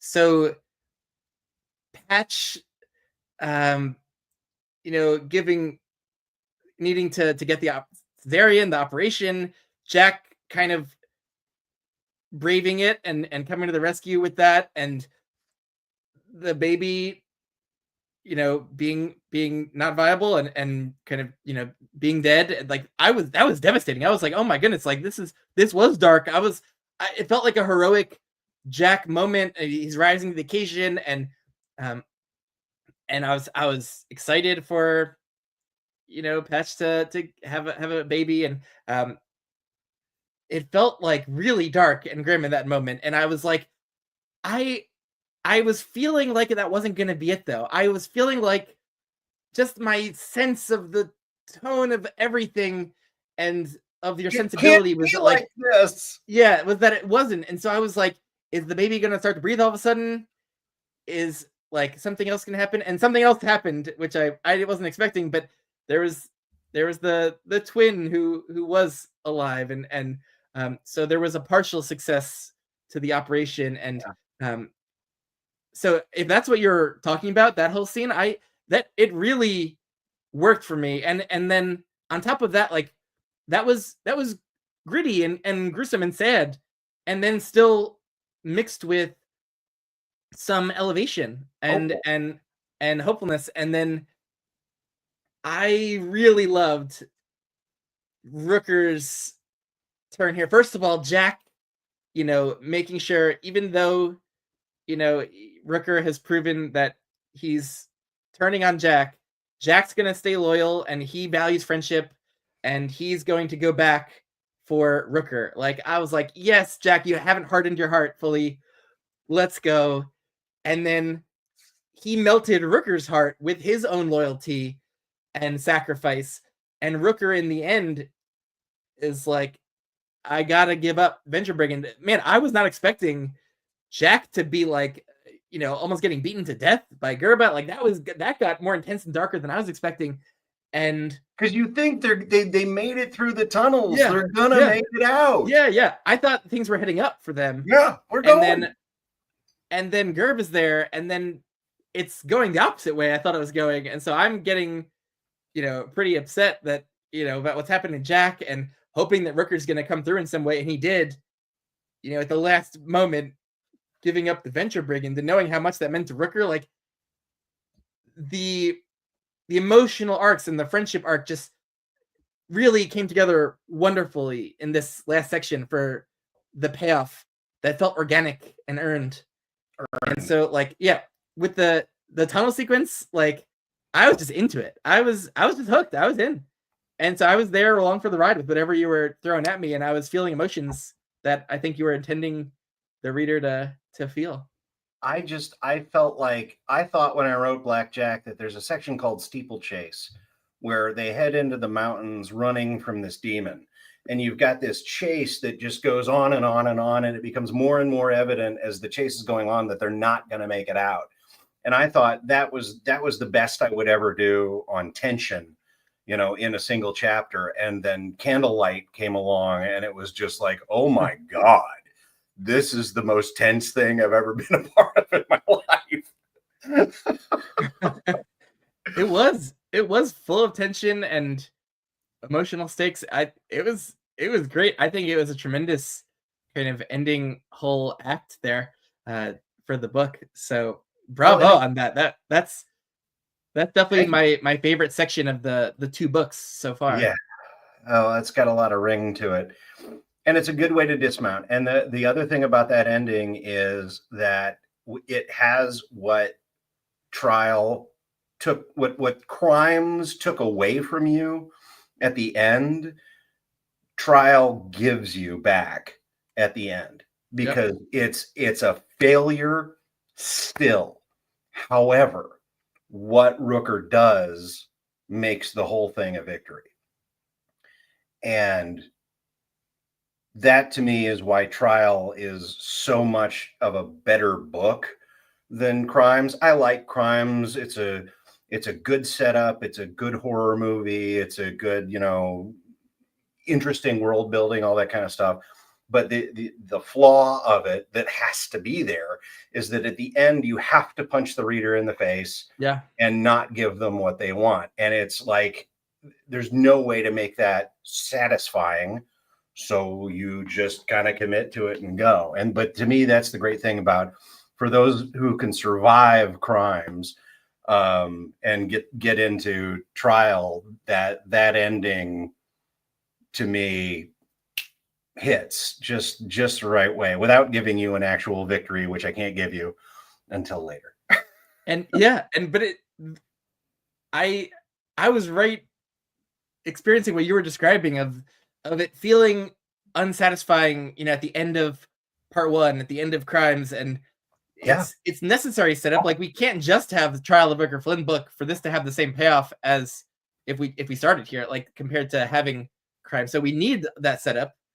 And so, which is why, whether, it's good to give stories leeway at the beginning to get through their initial setup and initial story arcs. And so, because often with longer works or with series, there are great payoffs along the way. So I don't like the DNF series, and so I was very happy I continued with this one. I wasn't sure I was going to continue, but when you sent me the audiobook, I was like, oh, okay, now I'm definitely gonna. I can make this easy. And I have to. It's a tradition. I have to read all this idiot's crap. Yeah, it is, and but it worked. It worked out much better than I thought. And I do think these two books form a nice companion set and set up a finale really nicely. And so I'm now really hooked to see kind of now that Rooker has gone through a little bit of character growth and change. Just, him and Jack now more on the same team, teaming up for as long as they can be. And the last book is called The Execution of Rooker Flynn. I'm not going to lie to you. That is the title. Speaking of the title, one of my great joys of reading is often seeing resonances with titles, and I love when authors play with a title and give it multiple meanings. And when the title of a book doesn't come fully into focus until the end, this is something that happened with Brightness Long Ago by Guy Gavriel Kay. I read last year. One of my new favorite books. Not my first Guy Gavriel Kay. I'm almost done with Lions. Love him. Nice. Him. Oh my God. Yeah, if you love that one, you would love A Brightness Long Ago. Deal. But like the title, kind of abstract. It feels like it could refer to lots of things. And then by the end of the book, it is really clear what the title is getting at in terms of the core of what it means to like maybe the POV character. And you did this with this title. I really love that. The Trial of Rooker Flynn. I'm like, okay, this book is like crimes and trial. There's like a, the legal theme kind of, and then there were different trials along the way. So, and then to see that the real trial though, is the test of his morals and friendship and loyalty and strength of character to stand up for Jack and to save him against his own better interests. Like that moment where that came up, the word, like you used like I had to trial, like that hit for me really hard. So I loved that. I didn't want to because I thought, oh, if I throw it in there, everybody's gonna throw rocks at me for being super obvious about it. And then I had enough people on the Alpha team go, oh yeah, I can kind of see how the trial is also about his character. I'm like, okay, these are smart people. I need to actually put it in there. But not only, even if we could have inferred it, I think seeing it there, like it's a moment that, yeah, it is. It has that impact of the seeing it and being and knowing it's the title. And poems often play around with this, where like the title's super meaningful to like help you coalesce the themes and messaging. And I love it when a lot of times this is not true for novels and for fantasy books. Like a lot of times in a series, like titles are kind of throwaway. Like, like a lot of the Wheel of Time titles are, they don't have too much meaning necessarily. Just follow the pattern. If you do 3 words, okay, do another 3-word title. Yeah, and so I love this. Is just a little aspect that I loved about this one, and it really worked when the different meanings of the title finally kind of came to full light by the end of the book. And that also foregrounded the major theme that you're talking about of the friendship being what the series is about. And so that all just came together at the end of this one, which was great. It hit big for me and made me wish I could head right into book 3. I'm legitimately sad I don't have it to go into right now. Like I would love to head right in and keep with the momentum, because no doubt it's going to be just a little bit harder for me to get back in, with a month's long break between. But the fact that, you're trying to keep it not too long and not like even a full year, like a lot of authors keep multiple years between books, and then it's almost necessary to do rereads. And I do like the little recap at the beginning of the books. A lot of people have said that's helpful, and I reckon you want them to remember every single detail, but of course they don't, because they have lives and it's been a while. So being able to go, hey, here's what happened in the last book, and here are the people that are dead, like the known criminal section at the beginning. No, that was great. That's right. In the audiobook, I do Boss Mamba eliminated. In the book, it's a line through their name. Oh, nice. Those are helpful. Also, they're really easy to skip at the beginning if you are binging and you don't want them. Like they're easy to skip over. And but for a lot of people, they are fantastic refreshers on details. I So have one more question for you if you go for have it. Go for it. 5 minutes. Oh, I do. I do. Sorry, this is what it looks like in the print book, where the names Oh, are scratched out, and then you've got the Rooker symbol at the bottom of the first yeah. paragraph, and those symbols actually come into play in execution. But blah. By the way, the books look great too. I love the red theming and the art on this trilogy. Like they really pop. And if I had the premium version of StreamYard, I would have put the cover as the background for our stream. But I love the cover art. It is a beauty, and I mean all of them. Well, I don't know if I've seen Execution, the cover. But at It's least actually Rooker's face and a hangman's noose. Oh, it is. Yeah. Oh, interesting. I wish I could show it to you, but I don't have the book. But I love that they look great, and I God think bless Alejandro Colucci, man. He did a great job. oh, they're wonderful, and I think I've seen just.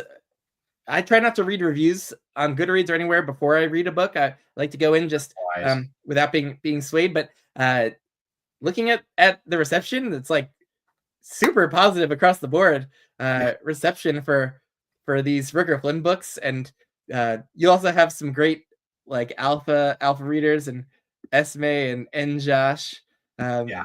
So And Thiago Abdallah. Thiago Abdallah was really helpful. So the question I want to ask is, and again, spoilers, but I'm just genuinely curious about this. We get to the end of Bounty. Everything goes wrong or right, depending on how you look at it. And then Jack's gone. And Rooker has no idea where he went. He has no idea that he had some kind of plan to get off the island. You know, where am I in this thing? And then we hit that massive depression when he comes back to the island and he's just alone. And then we go through that arc, and then we go through the heist of the Caged Eight, and then we have the reveal where Jack is waiting for him in the tunnel at the end. Did that section work for you? Did you feel like, I wonder where Jack went? Do you feel like there's an answer coming to this, but I don't know what it is? Was it, oh, I know what's going on? Like, how did that sit with you? Oh, yeah. Interesting question there. So, I mean, at this point, I was really just kind of going with the flow. So I was trying not even to fully, make guesses about what's happening or analyze it too much, which is good. I like to be more in the flow state with my reads than to be more analytical, which is not a good sign if I'm being more analytical. So that's a very good point. I agree with you there. If I'm dissecting, the book is in trouble. Yeah, that's what I was doing with Wind and Truth, which I wasn't doing with the previous Stormlight books, and so I knew something was just different about that book in a lot of ways. And I was trying to figure it out along the way, and it was making it less enjoyable. But I had a sense that we'd see Jack again in the book, so I was like, I don't know how this is gonna play out, but I feel like Jack is not just like going off for good. So I was interested in this moment in Rooker's life because he was at a low point and he was lonely and just like and feeling guilty about things and feeling down, and we're back at the institute, and so it's kind of like Groundhog Day a little bit, like yeah, like being back there really worked for me, of like really helping me feel where Rooker was at. And so I was like, it was just working for Rooker's character beats, I think, and me feeling like you were gonna do something interesting with Jack to kind of bring things back around. And so I wasn't too worried that like Jack was just out of the picture. And so I wasn't necessarily like super surprised when he was back. It was more satisfying and fulfilling my expectations because I figured he was coming back. I just didn't know how or when, and so it it was great timing, I think, when he did come back in. So to answer your question, that whole sequence worked great. It felt like to switch it up, to separate Jack and Rooker, and kind of when they come back together, I think it helped bring their dynamic, a little bit out of more in contrast. And so it worked. I really liked that whole second half. I was so into. So wasn't analyzing it too much, but I know if I'm thinking back, I was expecting Jack to reappear, and so when he did, it was just the right moment and satisfying and cathartic, and that's when they kind of team up again, and Rooker eventually makes he comes out the other side of his trial in the way that us readers can feel really really good about, I think. So that whole section worked great for me, honestly. Because there are two giant fears. Number one is Deus Ex Machina, right? Mm-hmm. I was terrified that this was going to feel too Deus Ex Machina-y, and I managed to justify it in my head by saying, well, Jack doesn't really get out. But two, it made a lot of sense coming out of Blackjack that Lee and Memphis would show up at some point. Like, I'm like, oh yeah, this is going to be really satisfying. But when you are in the new book and like this whole other thing has happened and is happening, and we are so far out of that Blackjack world at this point that I was terrified that bringing those two back in. I mean, Memphis, you're right. Like, what? For a Blackjack reader, seeing Memphis and Lee was like exciting, and it made sense. It would be interesting to ask how non-Blackjack readers of this felt about that, because it felt natural to me. It didn't blink an eye, and honestly, you had mentioned Lee enough in this book where that's for the non-Blackjack readers. I was hoping, probably expecting us to see Lee at some point, and so I think you did a good enough job of providing the context for Lee, and so Memphis is like the companion. So I think for even a non-Blackjack reader, it would make sense and work. Certainly for the Blackjack readers, like, that's a triumphant moment. It's like, where have you guys been? Like, why haven't you been coming to rescue them already and saving them? How are we supposed to know you were here? They came and saved Jack, and he's like, sorry, I can't go with you. And like, seeing that they don't even fully understand, they're like, Rooker betrayed you. You don't have to do this. And Jack's not a good guy. Yeah. Why would you go back for him? And I love that Jack moves beyond the kind of like quid pro quo style of friendship of just like, you do something for me, I do something for you. That there's a deeper meaning to what it means to be friends or be loyal, and to recognize that people aren't perfect, and to come out the other side of betrayals or conflict, like you mentioned much earlier, with teenage boys having to do that all the time in real life, or sometimes not being able to do that. Not being able to do that. Absolutely not. That takes training. You have to learn how to do that. You aren't built to do that. Just Cinna's like, Rooker's just misunderstood. and one of the great things about reading, we've been talking about a lot of the magic of reading, but I do think more so than maybe by watching TV shows and movies, that you can, by empathizing with characters, living their experience and seeing their situations that they're going through, maybe are a little different or similar to ones you've gone through, but you get to live all these different situations and see how they deal with them and grow yourself. And maybe I wouldn't have been as selfless or courageous as Jack in some of these situations, but reading his story can inspire me to maybe in my life try to be a little bit more courageous and understanding of people's shortcomings, or and so I books aren't just about necessarily entertainment.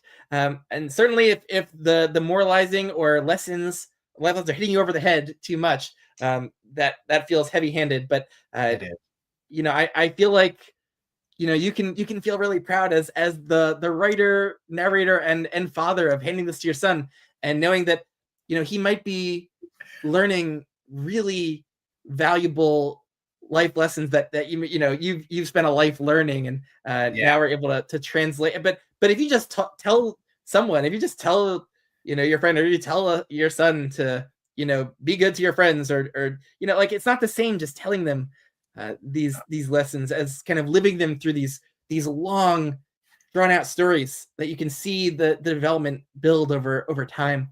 um, yeah, I'm just waxing poetic now. No, I am completely with you. To me, if you're lucky, that's what you get to convey, right? Bare minimum, it's a fast-paced adventure that has a lot of cool things that happen in it.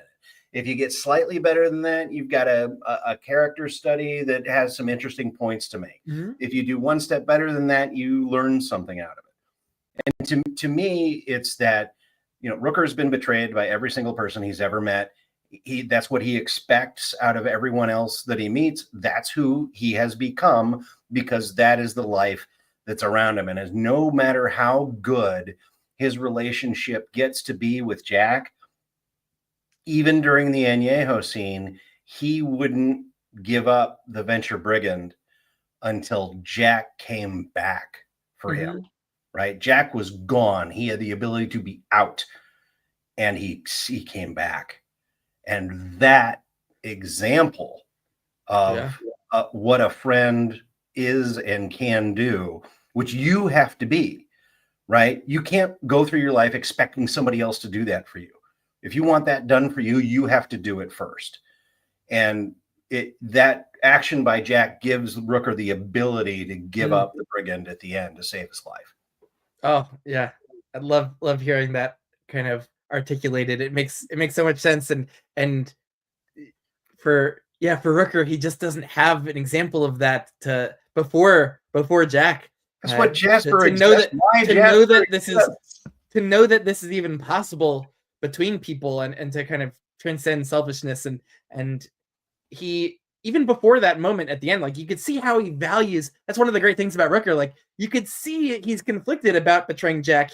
He likes Jack. He feels bad about betraying him, and it hurts. He wants to be a better friend to Jack.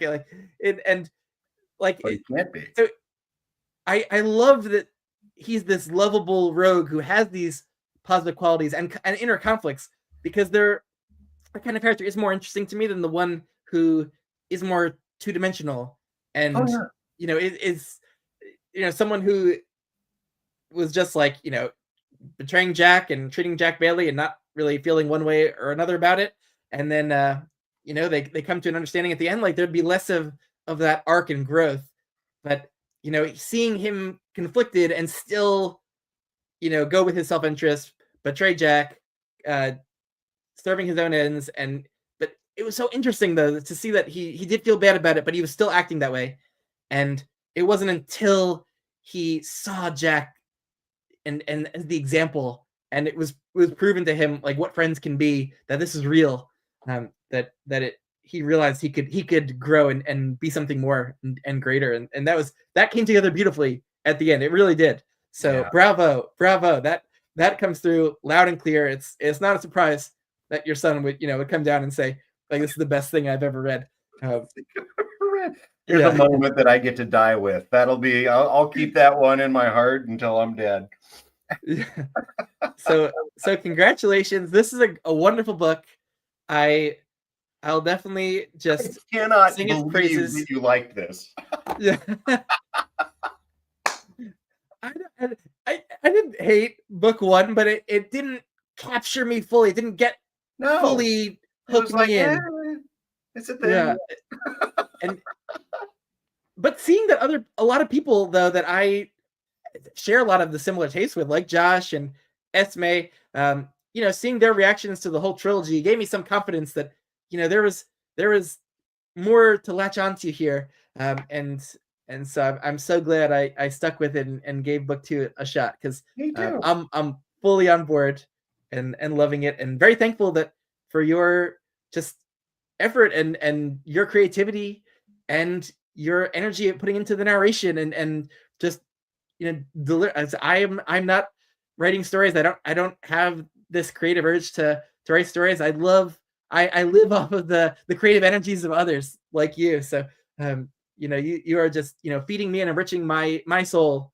And Well, and you're and doing a great job of disseminating the stories that are worth it to you so that people who share your viewpoint can also avail themselves of those stories, which I think is huge because finding reviewers that you have a kinship with is one of the best things that's happened to me in the bookish community, because I know when two or three people say, "Oh, I really like this because boom, I'm going to read it," because you know who you jibe with, and the stories that matter to those people are the ones that you can go to, because I do not have the bandwidth to read 50, 100 stories a yeah. year. I can't do it.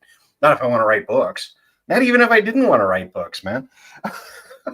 But even if I can read like 80 books a year, there's thousands that are out in just like modern fantasy sphere, and then sci-fi and historical fiction and literary fiction, and like, and then if you go back into previous decades, like the amount of books that are out there to possibly read are just way beyond anyone's capability, unless you're Esme. In which Unless case you're at May we can maybe keep up with the new releases or in 20. yeah. Well, and but that's the other thing too, is that you found your people, right? You Mhm. found the 5 or 6 reviewers who you really jibe with, and so those recommendations are where you're getting a lot of what you read Yeah, from, yeah. so that your batting average goes up. Where Oh it's yeah. like, I really like this, I really like this, I really like this. Okay, this one missed, but I really like this. I really, so when you're loving 80% of what you're reading, winner, winner, chicken dinner. Oh yeah. Yeah, there's that, like getting into booktube and just watching booktube. I watch a lot, and following certain reviewers on blogs or Goodreads, and uh oh my god, my batting average, my reading habit before getting into the online book community, my reading habit was dying out. Like, before I got into the online book community, I started to read just a few books a year because my batting average started to go down. I was finding occasionally certain books that were hitting, but then certain others weren't, and and I just lost the motivation to keep up with it. And I was working, I was tired, and like reading stuff that was uninteresting was not helping at all. And the online book community, man, the injection of energy that this has been for, and just having fun, like book chats like these, seeing people's chats and videos, and it's amazing. Like, did you know back when you were writing Blackjack, were you involved in the online community, or did you only discover it after you came out with the book? I didn't know that there was a book Yeah, community. yeah. Yeah. Yeah, it's wild. Like, it it's really exploded, you know, in the last, like, 6, 7 years. And just like with Discord and people connecting on Discord servers and I do like through Discord. yeah. Yeah. I And love I love the idea that I can have a conversation with somebody that can go on as long as I want to, and it's not really public, right? mhm. It's Yeah. everybody in the server can see it, but everybody in the server is kind of cut from the same cloth. So, I can have a nice long conversation or a little back and forth about a book that's not going to happen on Twitter. It's not going to happen on whatever other social, Instagram. That's what I like about Discord, is the Yeah. conversations. I feel like I love Discord. And your readathons honestly have just been like a highlight of people's years, cuz we just we adults can have so many responsibilities. Like, man, I sometimes am so nostalgic for like my college days, where my only responsibility was waking up in time to put on sweatpants and get to class. and sit and listen to like a lecture or something. Like I have such nostalgia for college, and now I'm married. I don't even have any kids or pets, and I still feel like just between a job and a marriage that and financial responsibilities, it's like Yeah. so much. And then you have a child, and that probably exponentially adds to your responsibilities. And so like, Well, I try not to see him more than once a month.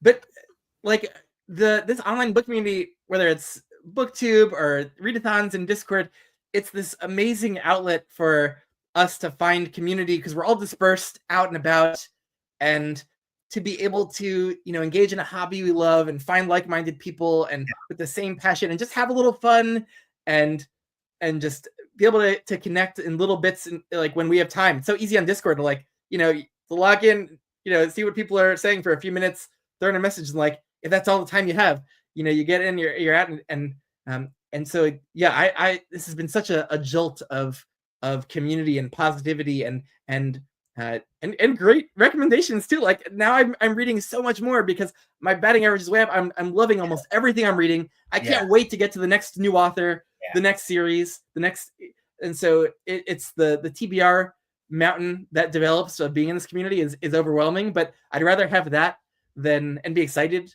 about what we're doing than the opposite.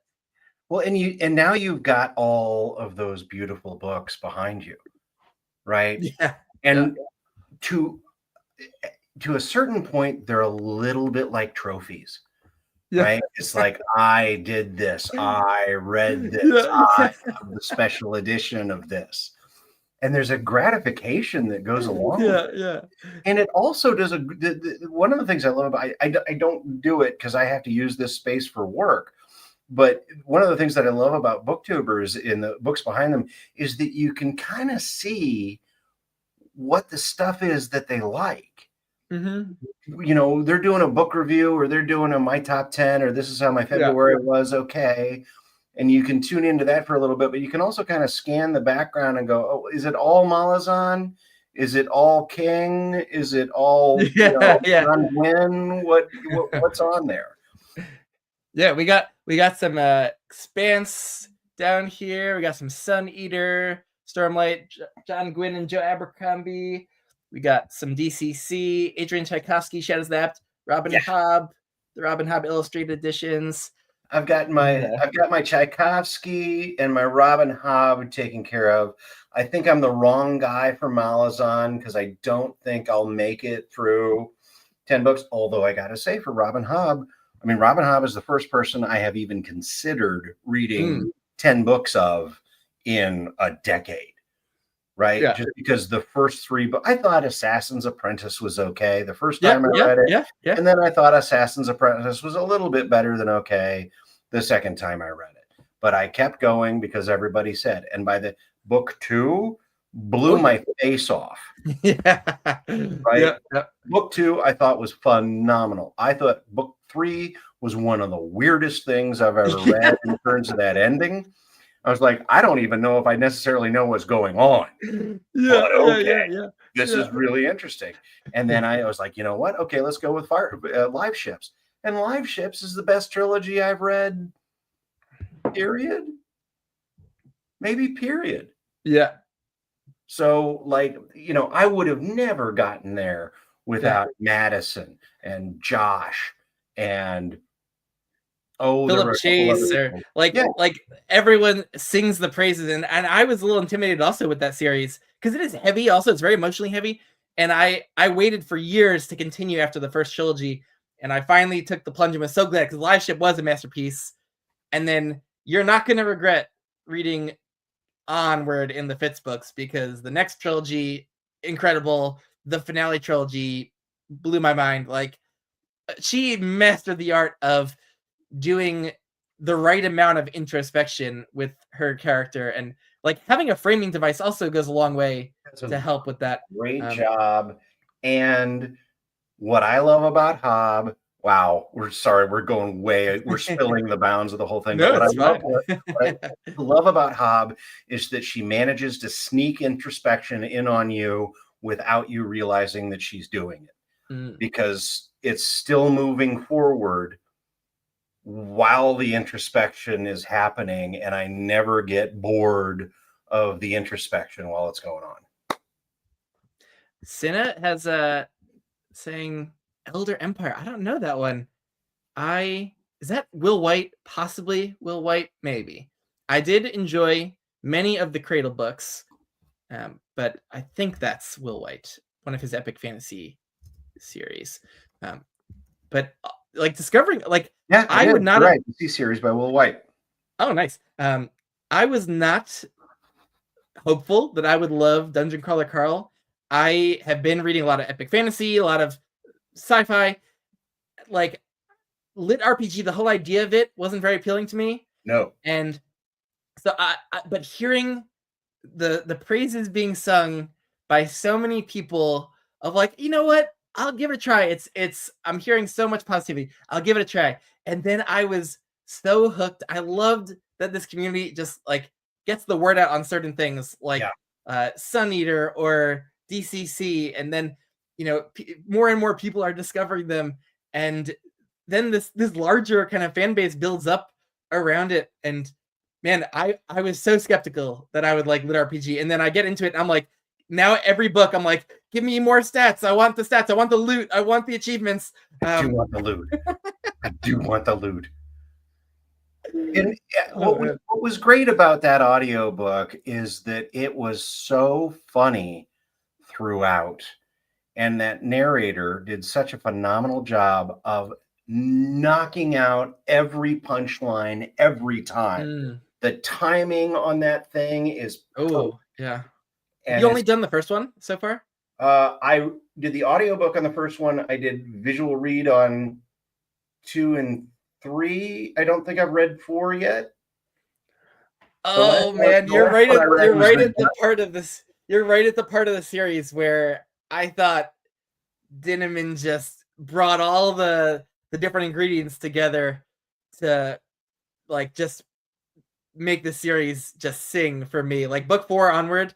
And the audiobooks for book 4, 5, 6, 7, amazing. I'm so excited for you that you get to experience. You're right. My thing about DCC is that I had to slow it down because I was just like, these are too good. I need these when I'm depressed. Right? I need to hit. My life is crap. These last 3 books I've read are crap. Everyone hates me. Okay, now I'll do a DCC, and that'll fix. That'll be like 2 weeks where I'm just like, okay, let's go. Yeah. They would be the perfect palate cleanser if you love it. I don't have that discipline. Like I got into it. I was so broadsided by my love of it. I was just so not expecting it. And I was so sick of Brian Bell talking to about it every time. I was like, dude, I'll read the damn thing if you just shut up. And then I couldn't stop. I listened to all 6 that were out, and I was not even ready. I loved it so much. I was not ready to put it down. I just put it on repeat and listened to all 6 again.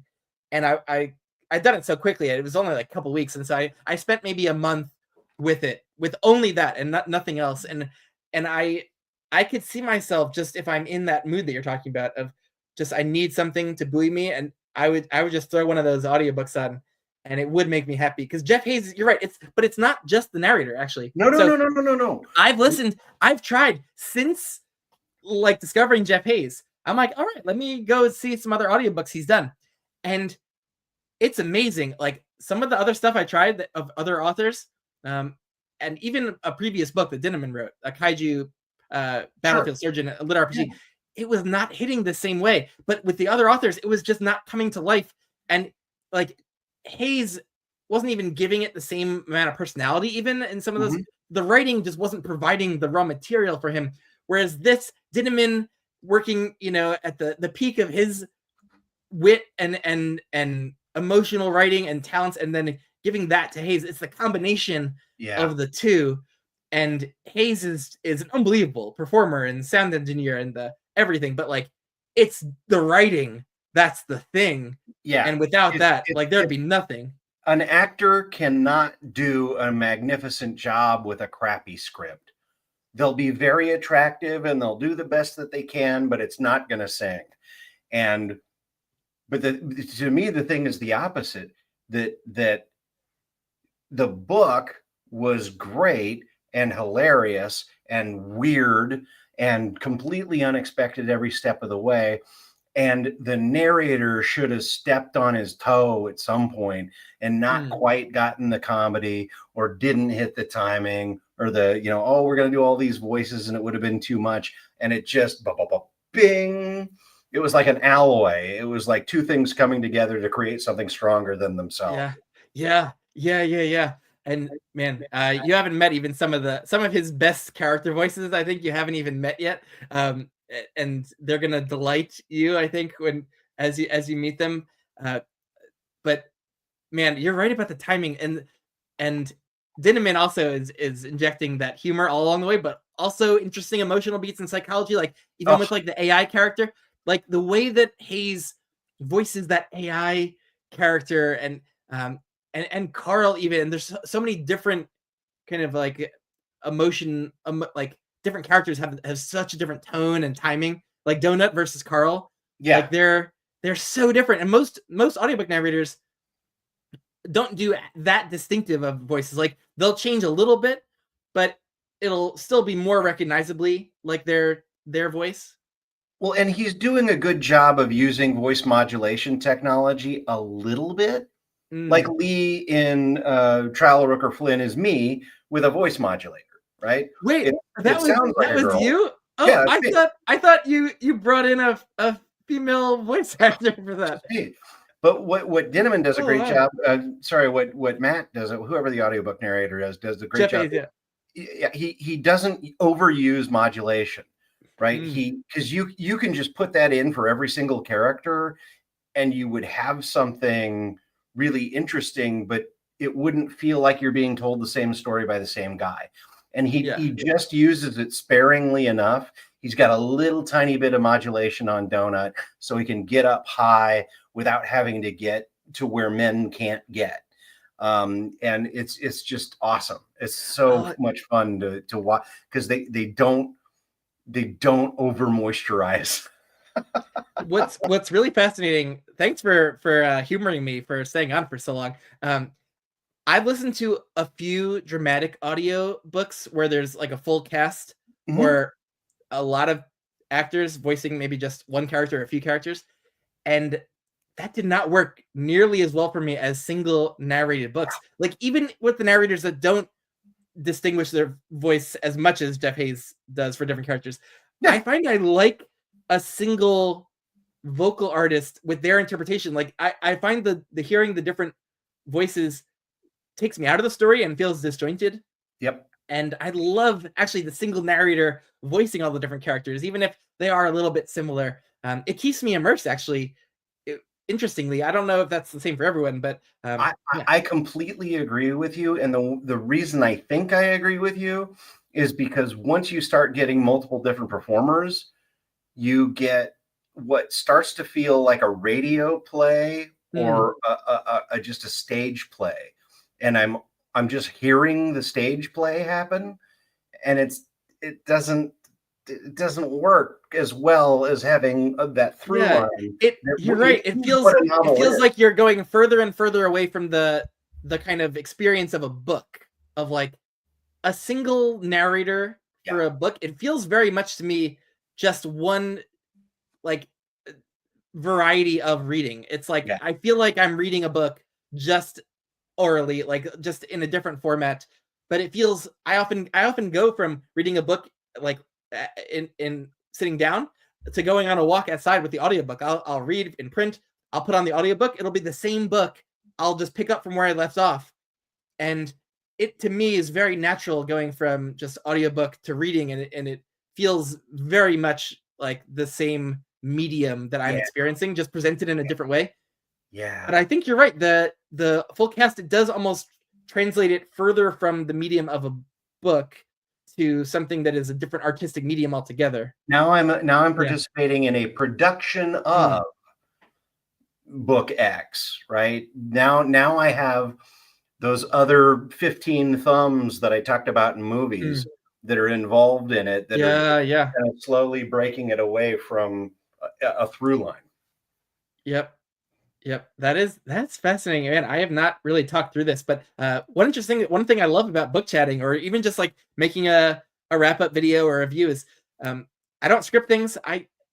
People generally are, as you talk, as you converse with someone, you are working through your own thoughts and coming to new understanding as you're thinking. And so it's one of the great aspects of just, talking out loud and talking to someone, is that, you get to work through things as you're literally in the moment. Not that I've thought through all of this before and we're just, sharing. So I love. That's one of the things that I love about watching yours, because some booktubers do a lot of prep, and that they've got notes, and there's a lot of editing that's going on.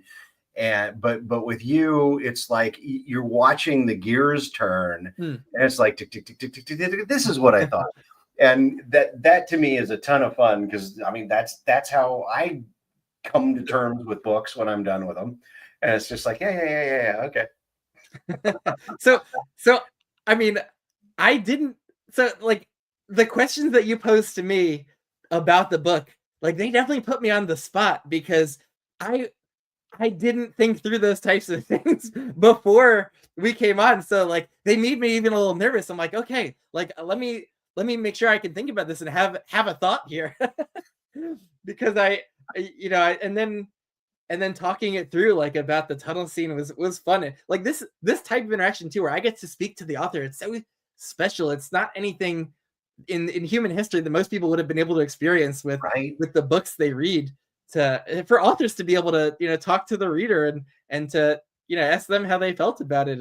And for me getting to ask questions of people that I respect, where I want your opinion on if this worked, how it worked, what you thought about it while it's going on, and to be able to get that feedback helps me later to go, oh, you know what, Ben thought this worked because of X, or oh, Ben didn't even notice that was going on, so you're probably okay getting away with it. Oh, Ben really appreciated the fact that there was a little point at which you got to make the point for the book where it hit in a moment with one word. Okay, cool.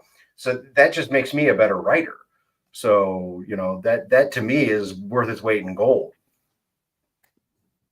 Oh, that's I'm glad I can be of some use in your writing journey. Or and this has certainly been great. I love just rambly chats. So thank you for humoring me.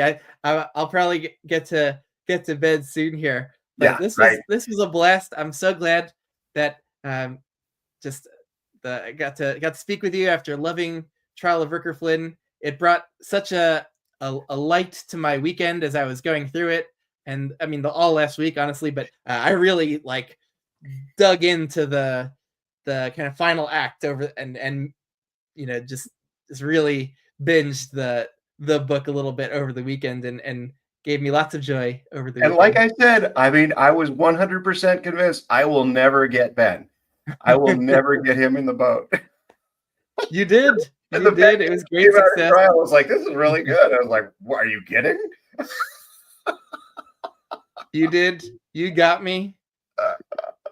I think, I'll probably be one of those lining up for the special edition omnibus. No, I'll make sure to disappoint you with the execution of Rooker Flynn. Is that one? Is execution? Is the text? Is that done? Like, is that done? That's good to go. Oh wow! I'm halfway through recording the audiobook. I'm not changing anything.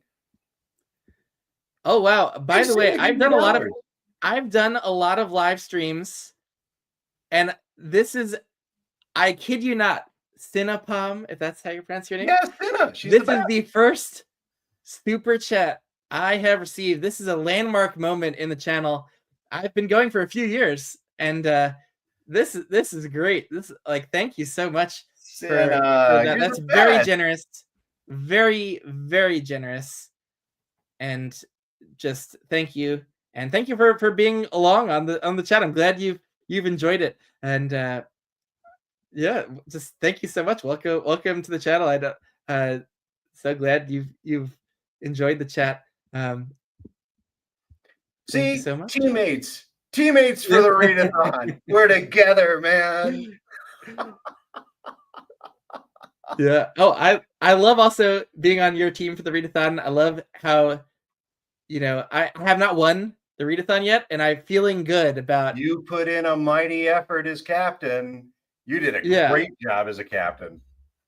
but we were doing okay. We were close, but yeah, there were teams that were just going crazy there. But yes. Oh wow. 20. Twainy coming in with the second ever super chat on the channel. That's a 1-2 punch. Wow. Nancy, that's very generous. One of the ringers from our readathon team, and she was on my team when I was captain, and I was keeping track of her reads, and was blown away of her reading. Glad you could join us for the chat and have some fun. And both of them are huge audiobook files. And they are so good about ringing the bell about the stuff that they enjoy. It's so much fun to watch when they light up about something. It's fun to watch. Yeah. Oh yeah. I love seeing people passionate about their books and audiobooks, and so many of us are audiobook listeners. It's on a daily basis. Like I love the print books, but I'm listening every day. I'm probably listening more than I'm reading in print, and it allows you to read so much more. If you're driving alone in a car, it's like your great companion. If you're going on a walk, it's just, if I'm doing exercise, if I'm mowing the lawn, if I'm trying to just like, if I'm sick and I don't have any energy to actually like do anything, I could just lie down and listen to an audiobook though. And so they're such an incredible companion these days for us book lovers. And yeah, what you're able to do as the narrator and the author, like, it blows my mind. The talent, the creativity, the energy of delivering this story in both formats for us is unbelievable. So once again, thank you for your efforts on our behalf, the readers. Here's to being cheap. Here, here. Here. All right, thanks everyone. We'll catch you later. Ciao, bella. Oh, I hit the wrong button. I'm frozen. We'll try again. See you.